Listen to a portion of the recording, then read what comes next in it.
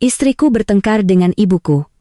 Aku menyuruhnya pulang ke rumah orang tuanya untuk menenangkan diri, dia pergi tanpa membantah. 2 minggu kemudian saat aku hendak menjemputnya, tetangga berkata seluruh keluarganya sudah lama menjual rumah dan pindah. Namaku Bima Aditya. Usiaku tahun ini 34 tahun, ada hal-hal yang saat kita berada di tengah-tengahnya, kita kira hanyalah sebuah pertengkaran kecil di rumah. Beberapa hari semua orang juga akan reda. Tapi saat menoleh ke belakang, barulah aku sadar bahwa ada ucapan-ucapan asal dari seorang suami yang bisa mendorong seluruh keluarganya ke jurang tanpa bisa kembali. 2 minggu lalu, istriku Rania Puspita bertengkar hebat dengan ibuku. Aku berdiri di tengah, tapi sejujurnya aku tidak memihak siapapun. Aku hanya memilih jalan termudah yang paling biasa, dan yang paling pengecut. Menyuruhnya, kamu pulang dulu ke rumah orang tuamu beberapa hari, ya, tenangkan diri dulu baru kita bicara lagi. Rania tidak menangis, tidak membantah. Dia hanya diam-diam membereskan koper dan pergi, justru keheningan itulah yang seharusnya membuat saya takut. Tapi saat itu saya malah merasa lega, aku masih berpikir wanita kalau marah nanti juga reda. Apalagi masih ada anak kecil, ada rumah, ada suami dan anak di sini. Pagi itu aku mampir membeli sedikit apel, beberapa jeruk, dan sekotak susu untuk Aga anak kami. Di perjalanan menuju rumah mertua, aku bahkan berkata pada diri sendiri bahwa aku sudah mengalah lebih dulu. Itu sudah cukup. Di kepalaku aku masih mengira Rania hanya sedang jual mahal agar aku yang aktif menjemputnya. Agar ibuku melunak, agar semuanya kembali seperti semula. Selama 2 minggu, dia nyaris tidak meneleponku, hanya mengirim beberapa pesan singkat terkait anak. Apa aku kesal? Tentu saja kesal karena merasa sudah berinis. Gang di dekat rumah mertuaku masih sama, sempit dan berliku. Kabel-kabel listrik semraut di atas kepala. Di ujung gang masih ada rumah beratap genteng rendah yang entah sudah berapa kali aku kunjungi. Tapi begitu aku menghentikan motor, jantungku serasa berhenti berdetak, pagar besi terkunci rapat. Papan nomor rumah yang biasa terpasang di tiang pagar sudah dicopot. Beberapa pot tanaman bunga kamboja dan lidah buaya di depan teras juga sudah tidak ada. Aku terpaku mengira salah alamat. Tapi setelah melihat lebih teliti pada dinding dengan cat yang mulai mengelupas, teras yang rendah, dan pohon belimbing yang miring di dekat pagar, aku tahu aku tidak mungkin salah. Aku melangkah maju, dan memanggil keras. Bapak, Ibu Rania, tidak ada sahutan. Rumah itu sunyi senyap hingga mengerikan. Keheningan seperti itu bukan seperti rumah yang ditinggal pergi beberapa jam, melainkan seperti tempat ini sudah lama sekali ditinggalkan penghuninya. Aku mengambil ponsel untuk menelepon Rania, nomornya tidak aktif. Aku menelepon ayah dan ibu mertuaku, keduanya juga mematikan ponsel. Aku mencoba menelepon adik iparku, tetap tidak bisa dihubungi. Perasaan dingin mulai merayap dari tengkuk hingga ke punggung, tapi aku masih mencoba menenangkan diri. Mungkin mereka semua sedang pulang kampung atau ganti nomor atau ponselnya rusak. Tepat saat aku sedang mengintip dari celah pagar, pintu rumah sebelah terbuka. Bu Susi, tetangga mereka menjulurkan. Keluarga di situ sudah jual rumah dan pindah lebih dari seminggu yang lalu. Mendengar itu, aku hanya berdiri mematung lalu tersenyum kecut seolah salah dengar. Aku bertanya dengan suara yang mulai serak. Ibu bilang siapa yang jual rumah? Bapak dan ibu mertua saya. Mana mungkin, Bu. Rumah ini sudah mereka tinggali puluhan tahun. Bu Susi menghela napas, membuka pintu lebih lebar dan melangkah keluar. Saya juga kaget. Mas, waktu pindahan mereka cuma sewa 1 mobil pick-up kecil sampai hampir malam baru selesai angkut barang. Diam-diam sekali aku bertanya Pak Budi pindah kemana? Dia hanya tersenyum getir lalu mengucapkan satu kalimat yang membuatku merinding. Aku menelan ludah dan langsung bertanya, Bapak bilang apa, Bu? Bu Susi merendahkan suaranya. Bapak bilang, kalau tinggal di sini terus bisa habis semua. Mendengar itu, kedua kakiku seolah membeku. Habis semua? Habis apanya? Rumah? Uang? Atau ada hal lain yang sama sekali tidak aku ketahui? Aku menggenggam ponsel erat-erat. Menelepon Rania sekali lagi, nomor tidak aktif. Menelepon Pak Budi mati. Menelepon Bu Laras juga mati. Aku merasa dahiku mulai berkeringat padahal cuaca hari itu tidak panas. Bu Susi menatapku sejenak, lalu seperti teringat sesuatu, dia bergegas masuk ke dalam rumah, mengaduk-aduk laci lemari kayu di dekat pintu. Sesaat kemudian, dia keluar membawa sebuah amplop coklat yang tepinya sudah agak lecek dan memberikannya padaku. Waktu itu Rania titip pesan, kalau Mas Bima datang, tolong berikan ini. Tanganku gemetar saat menerimanya. Di dalam amplop hanya ada selembar kertas yang dilipat 4. Aku membukanya dan begitu melihat tulisan tangan istriku, hatiku langsung mencelos. Tulisannya agak bergetar, tapi tetap rapi seperti biasa. Di sana hanya tertulis satu kalimat singkat.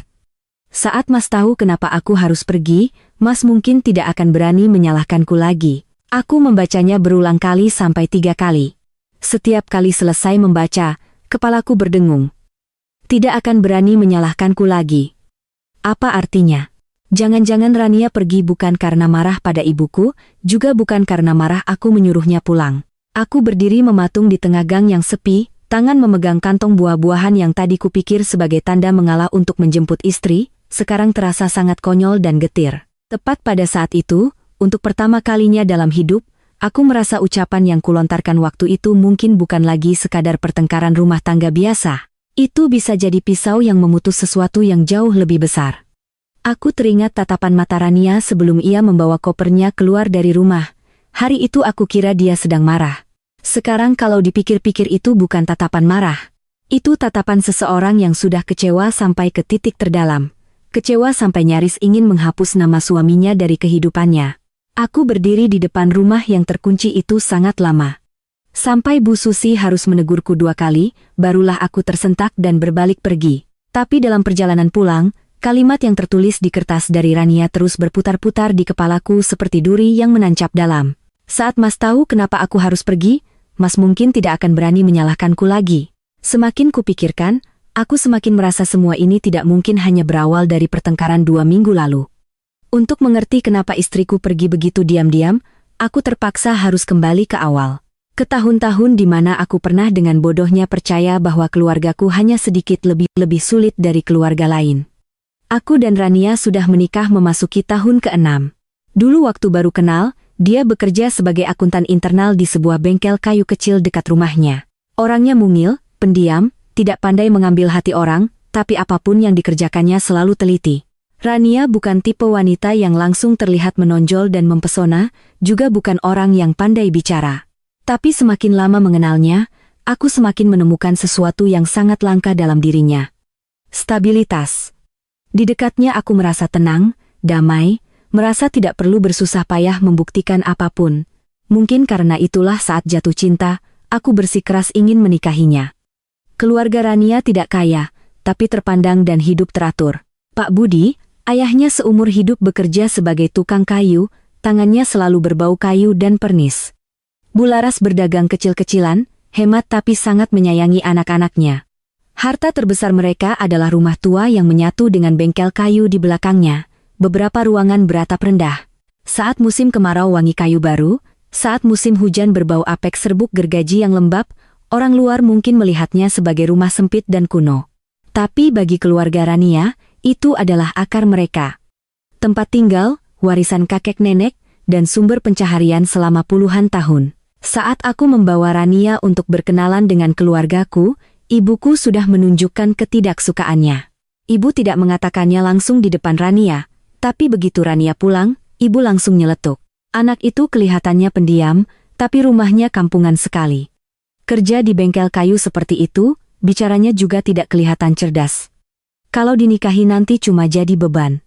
Aku masih ingat aku membentak ibu. Bilang aku mau menikah bukan cari rekan bisnis yang harus dipilih kaya atau miskinnya. Mendengar itu, ibuku hanya diam. Bibirnya terkatup rapat, tapi caranya diam hari itu bukanlah menerima. Itu hanya pertanda bahwa ia menyimpan ketidaksukaannya di dalam hati. Karena aku bersikeras ingin menikah, ibuku akhirnya tidak melarang. Ia hanya mengubah sikapnya menjadi dingin. Di luar tidak menentang, di dalam tidak suka. Dan aku saat itu dengan naifnya berpikir, sudahlah. Nanti setelah menikah dan tinggal bersama, ibu pasti akan sayang juga. Aku masih mengira asal Rania baik, tahu diri, dan sedikit rajin, semua masalah akan selesai dengan sendirinya. Sekarang kalau dipikir-pikir, pria seperti saya memang seringkali pandai membayangkan bahwa wanita di samping kami memiliki kesabaran setebal baja. Beberapa tahun pertama setelah menikah, Rania benar-benar menahan diri. Pagi-pagi sudah bangun memasak, menyiapkan keperluanku bekerja. Siang hari bekerja di kantor dekat rumah. Malamnya kembali memasak, beres-beres mengurus ibuku setiap waktu. Pernah suatu hari dia demam ringan, badannya lemah sekali, tapi tetap berdiri di dapur memasak sayur sup dan ikan goreng. Hanya karena ibuku tidak suka makanan beli di luar, aku melihat semuanya. Tapi anehnya di kepalaku saat itu masih berpikir wanita berkeluarga memang hidupnya seperti itu. Aku tidak pernah bertanya pada diri sendiri kenapa semua usaha istriku dianggap sebagai kewajiban yang wajar. Ayahku meninggal lebih awal. Sejak saat itu, ibuku bergantung padaku dengan cara yang sulit dijelaskan. Beliau menyayangiku, itu benar. Tapi rasa sayang itu disertai dengan ketakutan kehilangan anak laki-lakinya sehingga perlahan berubah menjadi kontrol. Ada satu kalimat yang selalu diulang-ulang ibu selama bertahun-tahun hingga menancap di kepalaku seperti sebuah kebenaran. Ibu cuma punya kamu, Bima. Istri bisa dicari lagi, tapi ibu hanya ada satu. Setiap kali mendengar kalimat itu, aku selalu merasa bersalah. Akibatnya, setiap kali istri dan ibu berselisih, baik besar maupun kecil, aku cenderung memihak ibu lebih dulu. Aku selalu menganggap diriku orang yang tahu diri, bisa menengahi, bisa melihat dari dua sisi. Tapi keadilanku saat itu sebenarnya sangat murahan. Keadilan versiku adalah memaksa istri untuk lebih banyak mengalah agar rumah tidak ribut, mundur selangkah lagi agar ibu senang, menerima kerugian sedikit. Karena toh orang tua memang begitu sifatnya. Setiap kali Rania sedih, aku akan membujuknya dengan kalimat yang sama. Sudah, kamu mengalah saja sama ibu, kan beliau sudah tua. Setiap kali istri mengusulkan untuk pindah rumah, aku selalu langsung menolaknya. Bilang ibu sudah tua, kalau ditinggal sendirian nanti, kata orang, anak laki-laki setelah menikah lupa sama ibunya. Aku selalu menggunakan bakti sebagai tameng terindah untuk menutupi kepengecutanku. Di mataku saat itu, Rania adalah orang yang agak kaku, mudah tersinggung. Padahal seringnya cukup mengalah sedikit saja semua akan beres. Sedangkan di mata ibuku, dia adalah tipe menantu yang luarnya pendiam tapi hatinya licik, tidak lues, tidak bisa melunakkan hati orang tua. Aku tidak sadar bahwa di antara kedua wanita itu, ketidaksukaan tidak pernah hilang setelah makan malam, melainkan diam-diam menumpuk melalui setiap tatapan, setiap sindiran, setiap keheningan. Kesalahan terbesarku adalah selalu berpikir bahwa ibuku sekeras apapun hanya sebatas konflik mertua menantu biasa. Aku tidak tahu sejak awal ibuku sudah mulai mengincar rumah dan bengkel milik keluarga Rania. Suatu kali, saat istriku sedang melihat foto-foto lama halaman bengkel kayu di rumah orang tuanya lewat ponsel, ibuku mendekat, melihat lalu nyeletuk. Suaranya terdengar sangat basa-basi. Rumah tua begitu, tapi tanahnya pasti mahal ya. Aku bahkan masih tertawa dan menimpali, bilang ibu kemana-mana yang dilihat uang. Tapi saat itu Rania terdiam sangat lama. Saat itu aku tidak mengerti kenapa raut wajahnya berubah secepat itu. Baru sekarang aku tahu ada bencana yang tidak datang dengan suara keras. Ia datang melalui sebuah pertanyaan yang terdengar biasa lalu diam di sana, menunggu hari untuk tumbuh menjadi bencana sungguhan. Sejak ibuku nyeletuk soal harga tanah di rumah mertua, aku kira itu hanya ucapan basa-basi orang tua yang suka memperhatikan urusan properti. Tapi sekarang setelah kupikir-pikir lagi, mungkin benih bencana sudah mulai tumbuh sejak saat itu, dan ia mulai membesar. Semakin jelas, sejak adikku Randy terjerumus dalam bisnis yang merugi seperti orang yang berjalan dalam kabut tapi mengira sedang beruntung. Sekitar 2 tahun setelah pernikahanku, Randy mulai terus-menerus gagal. Awalnya menjual motor tua, ikut modal buka warung kopi dengan teman. Belum 3 bulan sudah tutup. Setelah itu dia beralih jualan online, membeli setumpuk barang elektronik murah, menumpuknya di sudut kamar, lalu tidak laku sama sekali. Dari urusan patungan buka bengkel motor sampai jadi perantara jual beli tanah kaplingan dengan kenalan di warung kopi. Setiap usaha awalnya selalu semangat membara lalu padam dengan sangat cepat. Uang hilang, utang yang tersisa. Tapi anehnya semakin sering dia rugi, ibuku semakin menyayanginya secara membabi buta. Ibu selalu punya alasan untuk membelanya. Setiap kali ada yang bilang Randy gegabah dalam berbisnis, ibu langsung menepis. Dia masih muda, salah ya diperbaiki. Siapa sih yang usaha tidak pernah jatuh? Lalu ibu akan menoleh padaku. Setengah curhat, setengah mengingatkan, adik kakak itu harus saling bantu, nanti juga saling butuh. Siapapun yang mendengar pasti setuju. Tapi semakin sering ku dengar, aku merasa kalimat ibu itu bukan hanya ditujukan padaku. Tatapan matanya setiap selesai bicara selalu melirik sekilas ke arah Rania. Seolah-olah yang paling perlu tahu cara membantu di rumah ini bukanlah aku, melainkan istriku. Sejak saat itu, setiap kali keluarga Rania mengirim makanan, Entah itu ikan asin, sebotol sambal, atau buah-buahan dari kampung, atau saat Rania pulang ke rumah orang tuanya untuk acara keluarga, ibuku mulai mengomel. Suaranya tidak keras, tapi cukup untuk didengar seisi rumah. Keluarga suami tidak diurus, maunya cuma ngurus keluarga sendiri. Benar-benar anak perempuan itu dibesarkan untuk bawa harta ke rumah ibunya.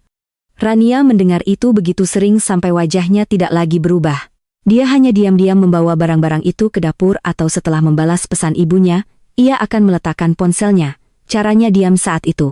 Aku kira istriku tahu cara menahan diri. Baru belakangan aku mengerti dia diam bukan karena lemah, tapi karena sedang mendengarkan sejauh mana keburukan orang lain akan berlanjut, lalu ibuku mulai bertanya lebih detail. Bukan lagi sekadar sindiran soal tanah atau harta, tapi pertanyaan yang langsung mengarah ke urusan surat-surat. Suatu malam saat sedang makan, ibuku tiba-tiba meletakkan sumpit menatap Rania seolah tanpa sengaja bertanya, "Bengkel kayu bapak ibumu itu sekarang atas nama siapa? Ada sengketa tidak?" Pertanyaan itu membuatku ikut terdiam. Sementara Rania mengangkat kepala perlahan. Dia meletakkan sendok garpunya, menjawab singkat dan dingin. "Itu urusan bapak dan ibu saya." Ibuku tersenyum kecut, tidak berkata apa-apa lagi. Tapi sejak malam itu, suasana di rumah berubah total. Bagi ibu, keheningan menantunya bukan lagi bentuk kesabaran, melainkan menyembunyikan sesuatu. Sedangkan bagi Rania, mungkin dia sudah mengerti bahwa kegelisahan di hatinya bukan lagi sekadar imajinasi. Randy sendiri semakin sering datang ke rumah tepat saat jam makan. Setiap kali datang, wajahnya selalu muram, duduk sambil menghela napas panjang seperti orang yang dikhianati seluruh dunia. Kadang dia bilang ditipu teman, kadang cerita ada pesanan besar yang hampir berhasil, tapi kurang sedikit modal jadi gagal. Kadang dia bicara samar-samar bahwa ada kesempatan untuk bangkit lagi jika ada yang mau percaya padanya. Sekali lagi, aku mendengarnya kasihan, bagaimanapun dia adik kandungku. Tapi anehnya semakin ku dengar, Rania semakin diam. Bukan diam karena kesal, tapi diamnya orang yang melihat sesuatu yang sangat tidak beres tapi belum bisa mengatakannya. Suatu hari, Randy sambil makan nyeletuk dengan nada bercanda. "Rumah Mbak Rania kan ada bengkel tua, kalau tidak dipakaikan sayang. Pinjam sertifikatnya buat agunan beberapa bulan buat mutar modal. Nanti kalau sudah berhasil, aku kembalikan." Segenap meja makan seolah membeku. Aku bahkan belum sempat menyadari betapa mengerikannya kalimat itu. Rania sudah mengangkat kepala. Wajahnya terlihat sangat pucat, tapi suaranya sangat tegas. "Harta milik orang tua saya bukan bahan untuk dijadikan lelucon." Randy masih tertawa, tapi tawanya terdengar sangat kaku. Dia melirik ibuku seolah mencari bantuan. Sementara ibuku langsung memasang wajah masam, membanting mangkuk nasinya ke meja, membuat sendok beradu dengan piring menimbulkan bunyi kering. "Setel! Nas, nas, nas, nas, nas, nas, nas, nas, kas, nas, nas, nas, tas, nas, nas, as, nas, nas, nas, nas, tas, nas, nas, nas, nas, asta." Aku bilang dia cuma malam itu aku lagi-lagi menyalahkan istriku. Aku bilang dia cuma bicara, "Kamu kenapa sih serius sekali? Orang serumah ngomong begitu saja kamu tanggapi berlebihan." Dia menatapku sangat lama. Lama sekali sampai aku merasa kesal karena mengira istriku sedang melebih-lebihkan masalah. Lalu dia berkata pelan, tapi setiap katanya sangat jelas. "Aku paling takut orang yang hari ini cuma bicara, besok sudah jadi kenyataan." Aku mendengar itu hanya mengerutkan kening, menganggapnya terlalu curiga. Aku tidak tahu bahwa kalimat itu adalah peringatan terakhir yang coba diselipkan istriku ke kepala seorang suami yang bodoh dan tidak peduli sepertiku. Sejak hari itu, Rania mulai menyimpan surat-surat dengan sangat hati-hati. Aku melihatnya mengumpulkan fotokopi KTP, kartu keluarga, buku nikah, dan beberapa tumpuk kertas terkait keluarga mertua, lalu menyimpannya di laci khusus di kamar. Pernah aku bertanya sambil bercanda, "Kamu simpan surat, kayak simpan emas saja." Dia hanya menjawab, "Ada hal-hal yang kalau sudah hilang, lapor polisi pun belum tentu bisa kembali." Aku masih tidak mengerti sepenuhnya maksud kalimat itu. Sampai suatu malam setelah membereskan kamar, Rania berdiri terpaku di depan laci surat-surat itu sangat lama. Dia menarik laci, memeriksa setiap tumpukan, lalu menoleh padaku dengan suara yang aneh. "Mas, buka laci ini?" Aku langsung menjawab, "Tidak." Dia menunduk lagi. Bibirnya terkatup rapat. Aku mendekat dan baru melihat tumpukan kertas di laci itu posisinya bergeser. Beberapa lembar fotokopi KTP dan kartu keluarga, yang biasa ia simpan di dalam map plastik juga berkurang beberapa lembar. Rania tidak berkata apa-apa lagi saat itu. Tapi caranya menggenggam map itu erat-erat membuat jantungku tiba-tiba berdebar kencang. Sayangnya, bahkan sampai saat itu aku masih belum cukup sadar untuk mengerti bahwa ada tangan-tangan di rumahku yang sudah mulai menyentuh apa yang tidak seharusnya disentuh. Aku masih ingat betul malam itu, saat Rania berdiri di depan laci surat dengan wajah pucat, aku masih cukup tidak peduli untuk berpikir dia berlebihan. Aku bahkan tersenyum sinis dan nyeletuk. Siapa juga yang iseng bongkar-bongkar gituan? Kalimat itu kalau ku ingat sekarang rasanya ingin ku tampar mulutku sendiri. Karena ada bencana yang saat baru muncul, ia begitu kecil sehingga orang luar melihatnya tidak berarti apa-apa. Tapi bagi orang yang berdiri tepat di bibir jurang, mereka bisa mencium bau bahaya dengan sangat jelas. Rania tidak tersenyum seperti biasanya. Dia duduk di tepi tempat tidur, meletakkan map berisi dokumen di pangkuannya, lalu bertanya padaku sangat pelan. Pelan sekali sampai setiap kata seolah jatuh di tengah kamar yang hening. Apa ibu ambil surat-suratku atau mas ada kasih fotokopiannya ke ibu? Aku yang sedang berdiri di dekat meja. Mendengar itu langsung terdiam. Awalnya aku mau membentak karena merasa istriku curiga tanpa alasan. Tapi tepat saat itu di kepalaku melintas sebuah kejadian. Sekitar beberapa minggu sebelumnya, ibu pernah memegang ponsel sambil berjalan ke dapur dan memanggilku. Bima, tolong fotoin buku nikah kalian sama KTP-nya Rania dong. Ibu bilang mau minta tolong kenalan untuk urus surat tinggal sementara untuk sepupu dari kampung. Aku saat itu sedang buru-buru mau berangkat kerja. Mendengar itu hanya mengiyakan, lalu membuka laci, mengambil suratnya, memotret, dan mengirimkannya lewat WhatsApp ke ibu tanpa bertanya lebih lanjut. Kalau dipikir-pikir, aku memang tipe pria yang malas bertanya dan suka percaya begitu saja agar tidak pusing. Mendengar pertanyaan Rania, aku menceritakan kejadian itu dengan nada seolah aku tidak bersalah. Oh, pernah sekali ibu minta tolong fotoin buku nikah sama beberapa fotokopian. Katanya buat urus surat tinggal sementara buat saudara. Begitu aku selesai bicara, raut wajah Rania berubah total. Bukan berubah menjadi marah, tapi menjadi kaku seperti orang yang baru mendengar hal yang paling ditakutkannya. Dia tidak langsung bicara, hanya duduk diam sangat lama. Kedua tangannya mencengkeram tepi map dokumen sampai ujung jarinya memutih. Sesaat kemudian, dia baru mengangkat kepala menatapku. Suaranya pelan tapi setegas kawat baja. Bima, ada hal yang kamu anggap sepele, tapi kalau dipegang orang lain, sudah cukup untuk berbuat jahat. Aku mendengarnya agak kesal karena merasa istriku selalu berpikir yang berat-berat. Di kepalaku saat itu, ibuku mungkin galak, mungkin cerewet, tapi bagaimanapun juga beliau adalah ibuku. Mana mungkin tega mencelakai menantunya sampai segitunya. Mungkin karena paham betul aku akan berpikir seperti itu.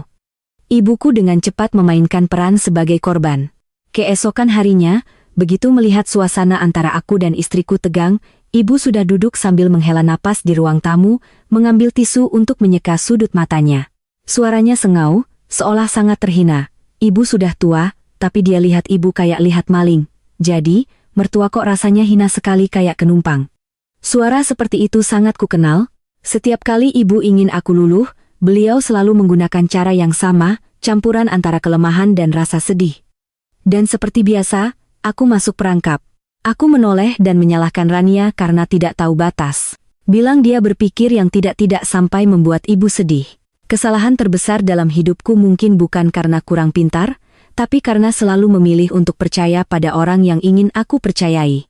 Di Sony Honey IDND. Sony Honey in Sony Han BN ponselnya berdering terus-menerus, tapi setiap kali melihatku atau Rania mendekat, dia akan langsung membalikkan layarnya. Pernah saat sedang makan, dia baru mengangkat telepon, wajahnya langsung pucat, buru-buru bangkit dan keluar. Juga pernah saat aku sedang naik ke kamar mengambil barang, aku memergokinya duduk jongkok di tangga, meminjam ponselku untuk menelepon seseorang karena ponselnya kehabisan baterai. Selesai menelepon, dia menghapus riwayat panggilan dengan sangat cepat. Cepat sekali sampai aku bahkan belum sempat bertanya dia menelepon siapa. Aku punya firasat tidak enak, tapi masih sebatas kesal karena melihat adikku menyembunyikan sesuatu. Rania berbeda. Dia tidak banyak bicara, hanya berdiri di sampingku di dekat pintu kamar lalu berkata sangat pelan. Dia tidak pinjam uang di bank, Mas. Aku dengar suara mereka itu seperti debt collector. Aku langsung menoleh ke arah istriku, merasa seolah dia sengaja ingin membuat keluargaku terlihat seperti sarang penjahat. Aku menjawab hampir seketika dengan nada kesal yang jelas. Kamu jangan dengar 1-2 kalimat terus menuduh seluruh keluargaku. Kalaupun dia utang, paling pinjam uang teman. Bukan urusan sama, debt collector. Rania tidak membantah lagi. Tapi sejak kalimat itu, di antara aku dan dia mulai ada keheningan yang sangat berat. Istriku tidak lagi berdebat seperti sebelumnya. Dia tetap memasak, tetap membersihkan rumah, tetap menanyakan kabar anak, tetap melakukan semua tugasnya. Tapi caranya menatapku berubah total. Bukan lagi tatapan yang berharap aku mengerti, melainkan tatapan seseorang yang perlahan mundur menjauh. Karena tahu bicara lebih banyak pun percuma. Anehnya bukannya takut, aku malah kesal. Kesal karena merasa dianggap seperti orang luar di rumahku sendiri. Padahal sebenarnya akulah yang sudah mendorong diriku sendiri keluar entah sejak kapan. Lalu masalah itu meledak dengan cara yang tidak bisa lagi ditutup-tutupi. Suatu minggu sore, ibuku memanggil semua orang untuk duduk bersama. Suaranya serius seperti akan membahas masalah besar. Randy duduk di sebelahnya, wajahnya tertunduk.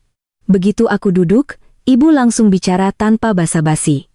Randy sedang ada masalah, cuma butuh dana sedikit untuk bisa keluar dari masalah ini. Rania, kamu telepon orang tuamu, pinjam sertifikat tanahnya beberapa bulan saja, cuma beberapa bulan. Kalimat itu membuatku terkejut. Tapi bahkan sebelum aku sempat bereaksi, Rania sudah menjawab singkat dan tegas. Saya tidak akan telepon. Ibuku mengira salah dengar, bertanya lagi dengan suara yang keluar dari sela-sela gigi. Kamu bilang apa? Rania masih duduk tegak. Matanya menatap lurus. Saya bilang, saya tidak akan telepon. Harta itu milik orang tua saya. Saya tidak punya hak untuk membawanya untuk menyelamatkan siapapun. Ibuku memukul meja dengan keras. Gelas di depannya bergetar. Ibu memaki istriku menyebutnya egois, mulutnya manis tapi hatinya busuk. Melihat keluarga suami kesulitan, malah memeluk harta keluarganya seperti emas, Randy juga ikut menimpali. Setengah memohon, setengah menyalahkan, bilang kakak iparnya, cukup bicara satu kalimat saja sudah bisa menyelamatkan seisi rumah. Sampai saat itu, Rania tetap tidak berteriak, tidak menangis. Dia hanya mengucapkan satu kalimat, suaranya tidak keras, tapi begitu dingin sampai aku yang duduk di sebelahnya merasakan punggungku ngilu. Menyelamatkan orang bukan berarti menyeret seluruh keluarga orang lain ke dalam jurang. Kalimat itu membuat wajah ibuku memucat. Sedangkan aku yang bodohnya bukan main, hanya merasa istriku kurang ajar, aku sama sekali tidak mengerti bahwa dia sedang berusaha menghentikan sesuatu yang jauh lebih mengerikan dari yang aku bayangkan. Malam itu, setelah semua makian mereda, aku pergi ke balkon dan melihat Rania sedang duduk sendirian di sana. Langit gelap, angin berembus melalui celah jendela, terasa dingin. Dia tidak menoleh padaku, hanya berkata sangat pelan, seolah bicara pada kegelapan bukan pada suaminya. Kalau suatu hari aku harus menyelamatkan orang tuaku dari keluargamu sendiri, jangan salahkan aku kalau aku kejam. Aku mendengarnya kesal, sempat ingin membalas bahwa dia melebih-lebihkan masalah. Tapi entah kenapa, melihat postur duduknya yang diam tapi sekokoh batu itu, aku tidak bisa mengucapkan sepatah kata pun. Mungkin jauh di dalam hatiku, aku juga sudah mulai merasakan ada sesuatu yang terlepas dari genggamanku. Sayangnya, sampai saat itu aku masih belum cukup sadar untuk mengerti betapa berbahayanya hal itu. Setelah kalimat Rania itu, seharusnya aku berhenti dan berpikir. Seharusnya seorang suami normal yang masih punya sedikit kewarasan, akan sadar bahwa istrinya bukan lagi marah seperti wanita yang merajuk, melainkan sedang takut pada sesuatu yang sangat nyata, sangat dekat. Tapi aku saat itu masih membawa penyakitku. Suka kalau semua terlihat baik-baik saja di permukaan, sementara di bawahnya membusuk. Aku tidak peduli. Dan hari di mana semuanya meledak pun tiba, lebih cepat dari yang kubayangkan. Sore itu, Randy didatangi penagih utang sampai ke depan gang. Aku yang berada di dalam rumah sudah mendengar suara motor direm mendadak di depan gerbang. Diikuti suara makian yang keras. Seorang pria kurus jangkung dengan wajah penuh urat berdiri di depan gerbang, menunjuk lurus ke halaman dan berteriak, "Randy, keluar kau. Sembunyi lagi kupatahkan kakimu." Ibuku mendengar itu wajahnya pucat pasi, buru-buru lari menutup pintu rapat-rapat menarik gorden seolah-olah jika tidak terlihat maka bencana akan hilang dengan sendirinya. Randy sendiri langsung sembunyi di kamar belakang. Napasnya terengah-engah seperti anjing yang dikejar. Baru setelah hampir setengah jam, saat di luar sudah sepi dari suara motor dan makian, ibuku bisa bernapas lega. Tapi sejak saat itu beliau seperti kesetanan mondar-mandir di dalam rumah, kadang mengumpat, kadang melirik sinis ke arah Rania. Seolah semua penderitaan di dunia ini disebabkan oleh menantunya yang tidak mau membantu. Aku baru pulang kerja, belum mengerti apa yang terjadi, sudah langsung terseret ke dalam suasana yang pekat itu. Malam itu makan malam disiapkan, tapi tidak ada yang bisa makan. Ibuku berbeda dari biasanya. Beliau tidak lagi basa-basi, juga tidak berpura-pura menyindir seperti sebelumnya. Begitu duduk di meja makan, beliau menatap lurus ke arah Rania. Suaranya tajam seperti palu. Hari ini kita bicara terus terang. Rumah ini tidak akan menampung menantu yang hanya tahu menjaga harta untuk keluarganya sendiri. Aku terkejut dan mengangkat kepala. Sementara Rania duduk diam. Matanya menunduk, tangannya masih di tepi piring tapi tidak menyentuh makanan. Belum sempat aku menimpali, ibuku merogoh sesuatu dari bawah kursi, mengeluarkan setumpuk kertas fotokopian dan melemparkannya ke tengah meja makan. Beberapa lembar kertas meluncur, bahkan ada yang masuk ke dalam mangkuk sayur yang masih mengepul. Aku menunduk dan melihatnya dengan perasaan dingin. Di dalamnya ada foto bengkel kayu milik mertua, denah tanah, dan beberapa salinan surat-surat yang sangat kukenali. Mirip dengan yang Rania simpan di laci. Rania membeku beberapa detik. Aku melihat tangannya mengepal, ujung jarinya bergetar, lalu dia mengangkat kepala. Suaranya tidak keras, tapi dinginnya menusuk. Siapa yang mengizinkan ibu mengambil ini semua? Ibuku tertawa sinis, tawa yang terdengar tajam dan jahat. Rumahmu itu kau anggap seperti istana saja. Dipinjam atas nama untuk beberapa bulan saja reaksimu seperti mau disembelih. Begitu kalimat itu selesai, seluruh tubuh Rania seolah membeku. Dia menatap tumpukan kertas di meja, lalu menoleh cepat ke arahku. Tapi sebelum istriku sempat bertanya, Randy nyeletuk dalam kemarahannya. Suaranya terdengar kesal sekaligus nekat, berkasnya juga sudah diajukan. Sekarang Mbak mau ribut juga sudah terlambat. Seluruh meja makan hening seketika. Aku menoleh cepat ke arah adikku. Jantungku berdebar kencang. Rania bangkit berdiri, wajahnya sepucat kertas. Diajukan kemana? Dikasih ke siapa? Bima, kamu tahu soal ini sejak kapan? Dia bertanya bertubi-tubi seperti menusuk dadaku. Tapi tepat pada saat itu, bukannya bertanya balik untuk mencari tahu, bukannya menghentikan ibu dan adikku, aku malah bereaksi dengan cara terburuk. Aku membentak, menyuruh semua orang tenang, bilang jangan berlebihan. Kalau ada apa-apa bicarakan baik-baik. Sampai sekarang aku masih mengerti kenapa seorang pria bisa sebodoh itu. Mendengar kalimat berkasnya sudah diajukan, tapi masih bisa membuka mulut berkata, jangan berlebihan. Rania menatapku lalu tertawa, tawa yang sangat getir tapi membuat punggungku dingin. Masalah sudah sampai mengambil surat-surat rumah orang tuaku untuk jaminan utang dan Mas masih bilang ini berlebihan. Ibuku melihatku belum sepenuhnya memihaknya, langsung memainkan trik lamanya. Beliau memegangi dada, memukul meja, menangis histeris, sambil menangis sambil memaki Rania sebagai orang yang tidak tahu berterima kasih. Makan di rumah suami, tapi tidak mau menolong adik ipar. Kalau Randy kenapa-kenapa? Seumur hidup Rania jangan harap bisa tenang. Suara jeritan ibu, suara Randy yang ikut membantah, suara piring dan sendok beradu semuanya bercampur menjadi kekacauan yang menyesahkan. Dan untuk pertama kalinya selama bertahun-tahun menjadi menantu, Rania bicara langsung di depan wajah mertuanya. Dia tidak berteriak. Dia hanya berdiri di sana dengan punggung tegak, matanya merah tapi tidak menangis. Aku sabar sama ibu selama ini karena Mas Bima, tapi kalau sudah menyangkut orang tuaku, aku tidak akan sabar lagi. Kalimat itu seperti menyiram bensin ke dalam api.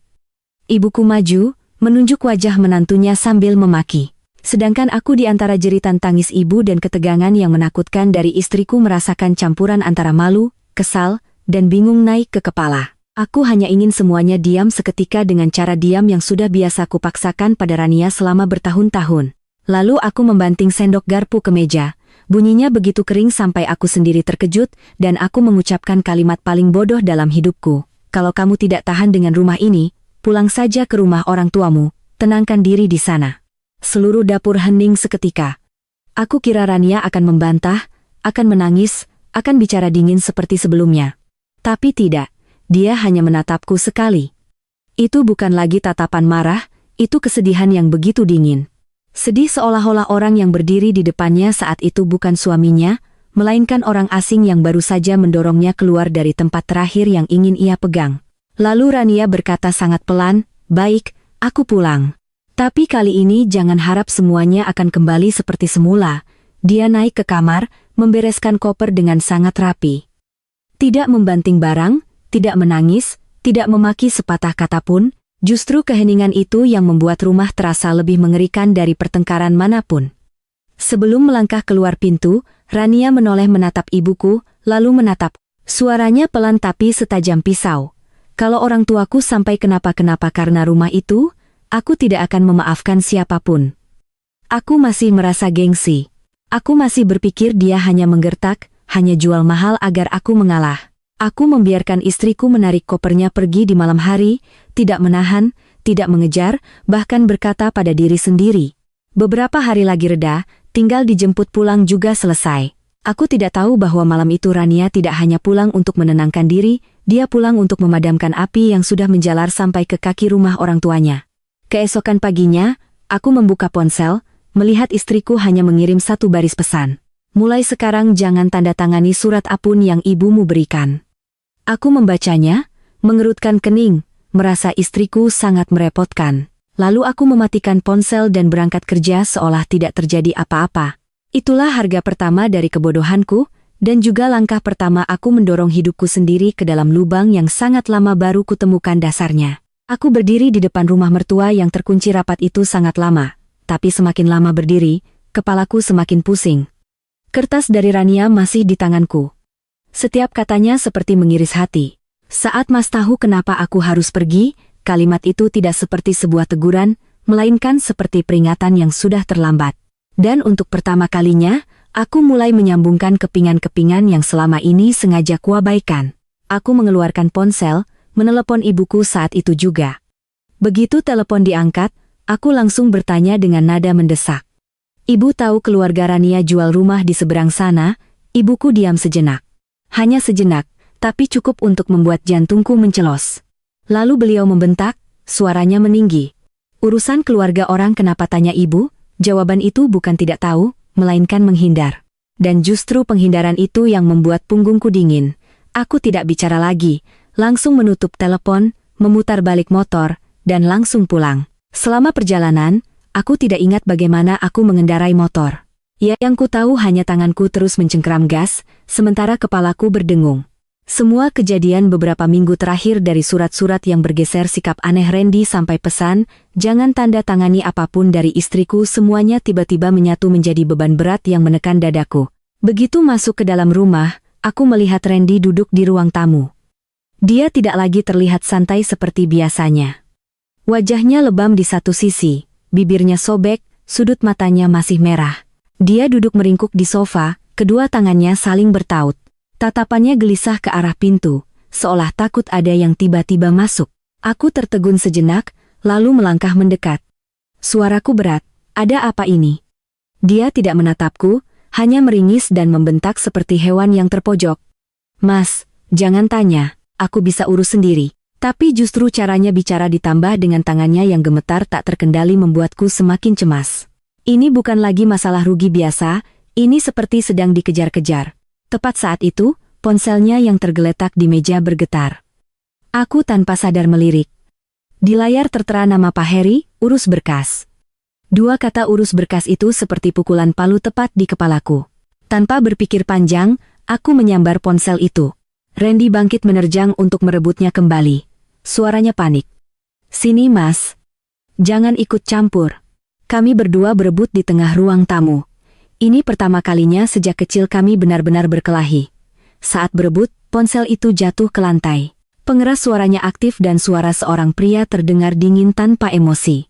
"Gua bilang sekali lagi, berkasnya atas nama istri Abang lo. Enggak bayar, gue sita." Kalimat itu baru selesai. Seisi rumah seolah membeku. Aku berdiri mematung. Rasanya seperti disiram sember air es dari kepala sampai kaki. Aku menoleh cepat ke arah Randy. Suaraku serak, "Jelaskan berkas apa? Atas nama siapa?" Dia diam beberapa detik. Matanya bergerak liar mencari jalan keluar. Lalu dia membantah dengan suara kesal dan nekat. "Cuma rumah tua di sana saja, Mas. Kayak emas saja." Mendengar itu, Darahku naik ke kepala. Aku menamparnya. Suara tamparan itu begitu kering di tengah ruangan sampai aku sendiri terkejut. Pintu kamar ibuku terbuka. Beliau keluar dan langsung berdiri di depan Randy seperti sebuah refleks. Berteriak, "Kamu tampar adikmu demi perempuan itu." Kalimat itu seperti menyiram bensin ke kepalaku untuk pertama kalinya dalam hidup. Aku tidak menghindari tatapan ibuku. Aku menatap lurus ke arahnya. Setiap kata keluar dengan berat. "Ibu jujur saja. Ibu kan yang ambil surat-surat Rania." Ibuku diam. Bukan diam karena tidak mengerti, tapi diamnya orang yang ditanya tepat sasaran. Hanya 2 detik, tapi terasa begitu panjang sampai aku bisa mendengar detak jantungku sendiri. Lalu beliau membuang muka, tidak menjawab langsung, hanya membentak untuk menutupi. "Ibu melakukan ini semua demi rumah ini. Kalau tidak ada uang, kita semua bisa jadi gelandangan." Kalimat itu seperti tamparan langsung ke wajahku, lebih keras dari pukulan manapun. Aku berdiri di sana, tidak bisa berkata apa-apa lagi, bukan lagi curiga, semuanya sudah jelas. Apa yang Rania khawatirkan, apa yang ia peringatkan semuanya benar. Aku teringat pesan terakhir istriku, "Mulai sekarang jangan tanda tangani surat apapun yang ibumu berikan." Saat itu aku masih merasa terganggu. Tapi sekarang setiap kata dalam pesan itu terasa dingin merayap di punggungku. Aku berbalik dan langsung masuk ke kamar, membuka laci tempat kami menyimpan surat-surat. Semua di dalamnya masih tersusun rapi, tapi aku tahu ada sesuatu yang sudah berubah. Aku memeriksa setiap tumpukan, setiap map. Tanganku gemetar, jantungku berdebar kencang, seolah mau melompat keluar. Dan di antara setumpuk kertas yang tampaknya tidak berbahaya, aku menemukannya, sebuah kontrak pinjaman. Nama peminjam Bima Aditya. Di bawahnya ada tanda tanganku, tapi aku tahu betul itu bukan tanda tangan yang aku buat. Aku berdiri mematung di tengah kamar. Kertas di tanganku bergetar. Untuk pertama kalinya dalam hidup, aku mengerti rasanya diseret ke dalam lubang yang dalam oleh keluargaku sendiri. Padahal sebelumnya aku masih mengira sedang berdiri di tanah yang kokoh. Aku memegang kontrak pinjaman itu seolah memegang bara api, kertasnya tipis, tapi terasa seberat batu yang menekan dadaku. Tanganku gemetar saat membalik setiap halaman.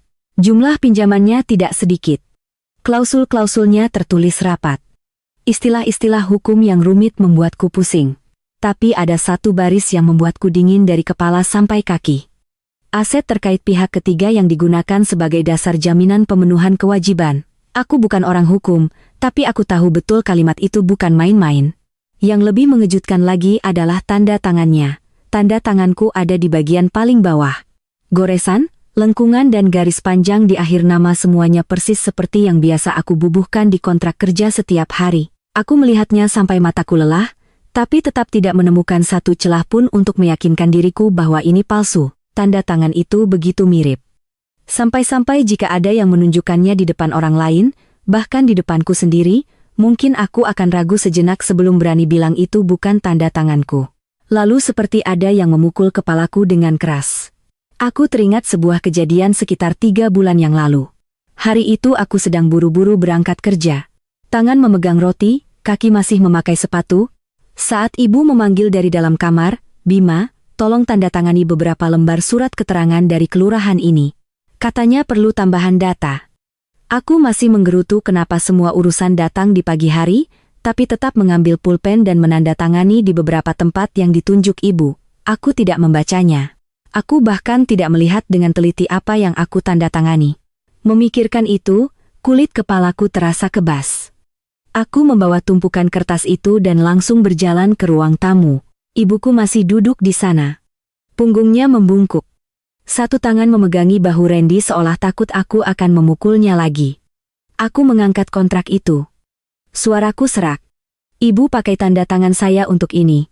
Ibuku mengangkat kepala menatapku sekilas lalu membuang muka. Beliau tidak terkejut, tidak panik, tidak bertanya apa maksudku seperti orang yang merasa tidak bersalah. Beliau hanya mengatupkan gigi, suaranya menajam. "Kalau tidak begitu, dari mana uang untuk menolong Randy?" Mendengar itu, seluruh tubuhku seolah lemas. Bukan karena terkejut lagi, tapi karena sesuatu yang lebih menyakitkan. Perasaan namamu, tanda tanganmu, hidupmu dibawa oleh keluargamu sendiri untuk ditukar dengan utang, tanpa bertanya sepatah kata pun. Aku menoleh cepat ke arah Randy, menggeram. "Kamu pinjam berapa?" Dia menelan ludah. Matanya berkedip-kedip, bibirnya gemetar. Awalnya cuma 200 juta. Aku tertawa. Tapi tawa itu terdengar seperti geraman. Dan sekarang berapa? Randy menundukkan kepala. Suaranya lirih seperti nyamuk. Lebih-lebih dari 1 miliar. Ruangan itu hening seketika. Aku bisa mendengar suara kipas angin di langit-langit. R miliar dari 200 juta menjadi lebih dari R miliar. Tanpa perlu dijelaskan, aku paham ini bukan lagi pinjaman biasa, apalagi pinjaman teman seperti yang pernah dengan bodohnya aku pikirkan. Ini pinjaman online ilegal. Jenis uang yang dipinjam lebih mudah dari membuka kancing baju. Tapi saat ditagih, mereka akan menguliti orang sampai ke tulang. Aku meremas kontrak itu sampai tepinya lecek. Lalu apa hubungannya dengan rumah mertua? Aku bertanya. Kali ini bukan menatap Randy, tapi menatap lurus ke arah ibu. Randy mengatupkan bibirnya, tidak berani bicara, sementara ibuku langsung menimpali. Seolah jawaban itu adalah hal yang paling wajar baginya. Ya, harus ada jaminan. Memangnya siapa yang mau kasih pinjam tanpa jaminan? Aku rasanya ingin meledak. Itu harta milik orang tua Rania. Siapa yang kasih ibu hak? Ibuku memukul meja dengan keras. Kedua matanya merah. Dia itu istrimu. Harta keluarganya cepat atau lambat juga jadi milik keluarga ini. Kalimat itu baru selesai. Di kepalaku seolah ada seutas tali terakhir yang putus. Selama bertahun-tahun aku selalu berkata pada diri sendiri bahwa ibuku hanya galak, pemarah, dan menyayangi anak secara membabi buta. Tapi pada saat itu, aku baru benar-benar melihat bagian paling menakutkan dari dirinya. Beliau sama sekali tidak merasa bersalah. Di kepalanya, mengambil surat-surat menantu, menyeret harta besang ilegal, menggunakan nama anak sulungnya untuk membuat berkas. Semuanya masuk akal. Selama bisa menyelamatkan anak bungsu kesayangannya, aku menunduk melihat lebih teliti. Semakin ku baca semakin dingin. Namaku ada di bagian utama, tapi tidak hanya aku. Di beberapa lampiran tertulis jelas informasi Rania sebagai istri yang sah. Di tempat lain disisipkan deskripsi terkait aset dari pihak ketiga. Artinya, jika masalah ini meledak, bukan hanya aku yang terseret, Rania juga ikut kena. Kami berdua akan menjadi tameng hukum untuk utang yang sama sekali tidak kami setujui. Yang paling menakutkan bukan hanya utang lebih dari 1 miliar itu, tapi fakta bahwa pihak peminjam sudah memegang cukup banyak dokumen untuk melegalkan setiap langkah mereka. Cukup dengan beberapa tanda tangan lagi, beberapa surat pernyataan, beberapa ancaman, mereka bisa membangun cerita yang sangat rapi. Suami istri Bima dan Rania setuju untuk membantu memberikan jaminan terkait aset keluarga. Saat itu, siapa yang akan percaya Rania tidak terlibat? Siapa yang akan percaya orang tuanya tidak tahu apa-apa? Mungkin sampai di kantor polisi pun aku sendiri tidak akan bisa melepaskan diri. Aku berdiri di tengah ruang tamu. Tubuhku dingin seperti baru direndam air es, semuanya tiba-tiba terhubung dengan cara yang membuatku mual. Tatapan Rania yang seringkali terhenti saat menatap. Caranya menyimpan surat-surat seperti nyawanya. Kalimatnya bicara hari ini, besok sudah jadi kenyataan. Malam saat ia membawa koper pergi tanpa menangis, tanpa membantah, dan terutama kalimatnya sebelum melangkah keluar pintu. Kalau orang tuaku sampai kenapa-kenapa karena rumah itu, aku tidak akan memaafkan siapapun. Saat itu aku masih merasa dia berlebihan. Sekarang tidak lagi. Aku bergumam. Entah pada siapa atau pada diriku sendiri. Tidak, Rania sudah tahu semuanya, makanya dia pindah. Makanya dia membawa seluruh keluarganya menjual rumah dan pergi. Makanya dia memutus semua kontak. Untuk pertama kalinya sejak berdiri di depan rumah yang terkunci itu, aku benar-benar mengerti. Rania tidak pergi karena marah pada mertua, juga bukan karena tersinggung padaku. Dia pergi karena sebuah perangkap sudah terpasang.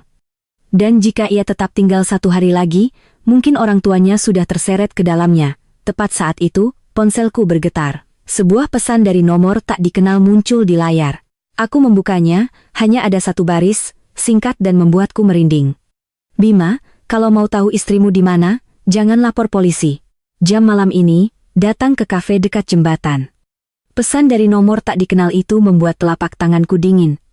Kalau mau tahu istrimu di mana, jangan lapor polisi.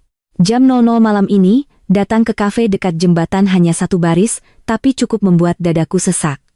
Aku berdiri di tengah ruang tamu, masih mendengar suara isak tangis ibuku di belakang.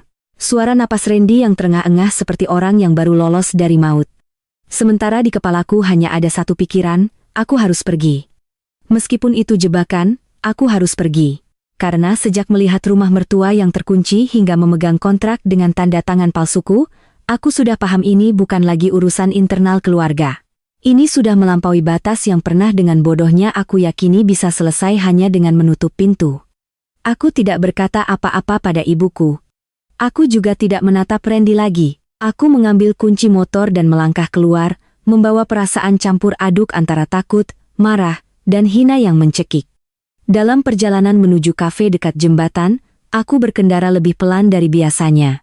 Bukan karena aku tenang, tapi karena di kepalaku terlalu banyak hal yang saling tumpang tindih. Aku memikirkan Rania, memikirkan saat ia membawa anak kami pergi di malam hari, memikirkan orang tua mertuaku, memikirkan Aga yang mungkin ikut ibunya lalu ikut seluruh keluarganya pindah. Padahal selama 2 minggu ini aku bahkan tidak cukup sadar untuk menanyakan di mana anakku berada. Kafe itu terletak di tikungan dekat jembatan. Dulunya hanya warung kopi beratap seng, belakangan direnovasi menjadi kafe berak. Tapi tetap sepi karena lokasinya yang kurang strategis. Aku tiba sekitar 10 menit sebelum jam. Selain papan nama yang menyala redup, di sekitarnya hanya ada beberapa motor yang diparkir sembarangan. Begitu masuk, punggungku langsung terasa dingin. Seluruh kafe yang luas itu hanya diisi beberapa meja. Itu pun aneh. Mereka tidak duduk berkumpul seperti tamu biasa, melainkan menyebar di setiap sudut. Masing-masing dengan segelas minuman yang nyaris masih utuh. Sesekali tatapan mereka melirik cepat ke arahku, lalu pura-pura melihat ke tempat lain. Aku memilih meja di dekat jendela kaca. Begitu duduk, aku mendengar suara kursi ditarik di seberangku. Seorang pria berperawakan besar dan gemuk, lehernya pendek, wajahnya mengkilap seperti selalu berkeringat, menarik kursi dan duduk di hadapanku. Dia tidak bertanya apakah aku Bima Aditi. Dia hanya menatapku dari atas sampai bawah lalu menyeringai, "Lo suaminya Rania." Caranya menyebut nama istriku tanpa basa-basi membuat wajahku panas, tapi aku harus menahannya. Hanya mengangguk, dia tersenyum sinis, matanya menyipit. "Istri lo lebih pintar dari lo." Mendengar kalimat itu, aku mengepalkan kedua tanganku di bawah meja sampai buku-buku jariku berbunyi. Aku menatap lurus ke arahnya. "Anda mau apa?" Dia tidak langsung menjawab. Dia dengan santai membuka tas selempang usang di sampingnya, mengeluarkan setumpuk kertas tebal, lalu melemparkannya ke meja. Beberapa lembar kertas menyebar, memperlihatkan beberapa fotokopi kontrak, beberapa foto rumah mertuaku, bahkan ada foto aku dan Rania sedang membawa anak kami ke supermarket beberapa bulan lalu. Hanya melihatnya saja, tenggorokanku sudah kering. Dia mengetuk-ngetukkan jarinya yang gemuk ke tumpukan kertas itu, lalu bicara terus terang. Suaranya pelan tapi dingin. "Rumah itu sudah masuk berkas. Kita tinggal tunggu tanda tangan terakhir buat Dita." Aku menunduk melihat tumpukan kertas itu. Kepalaku seperti diremas.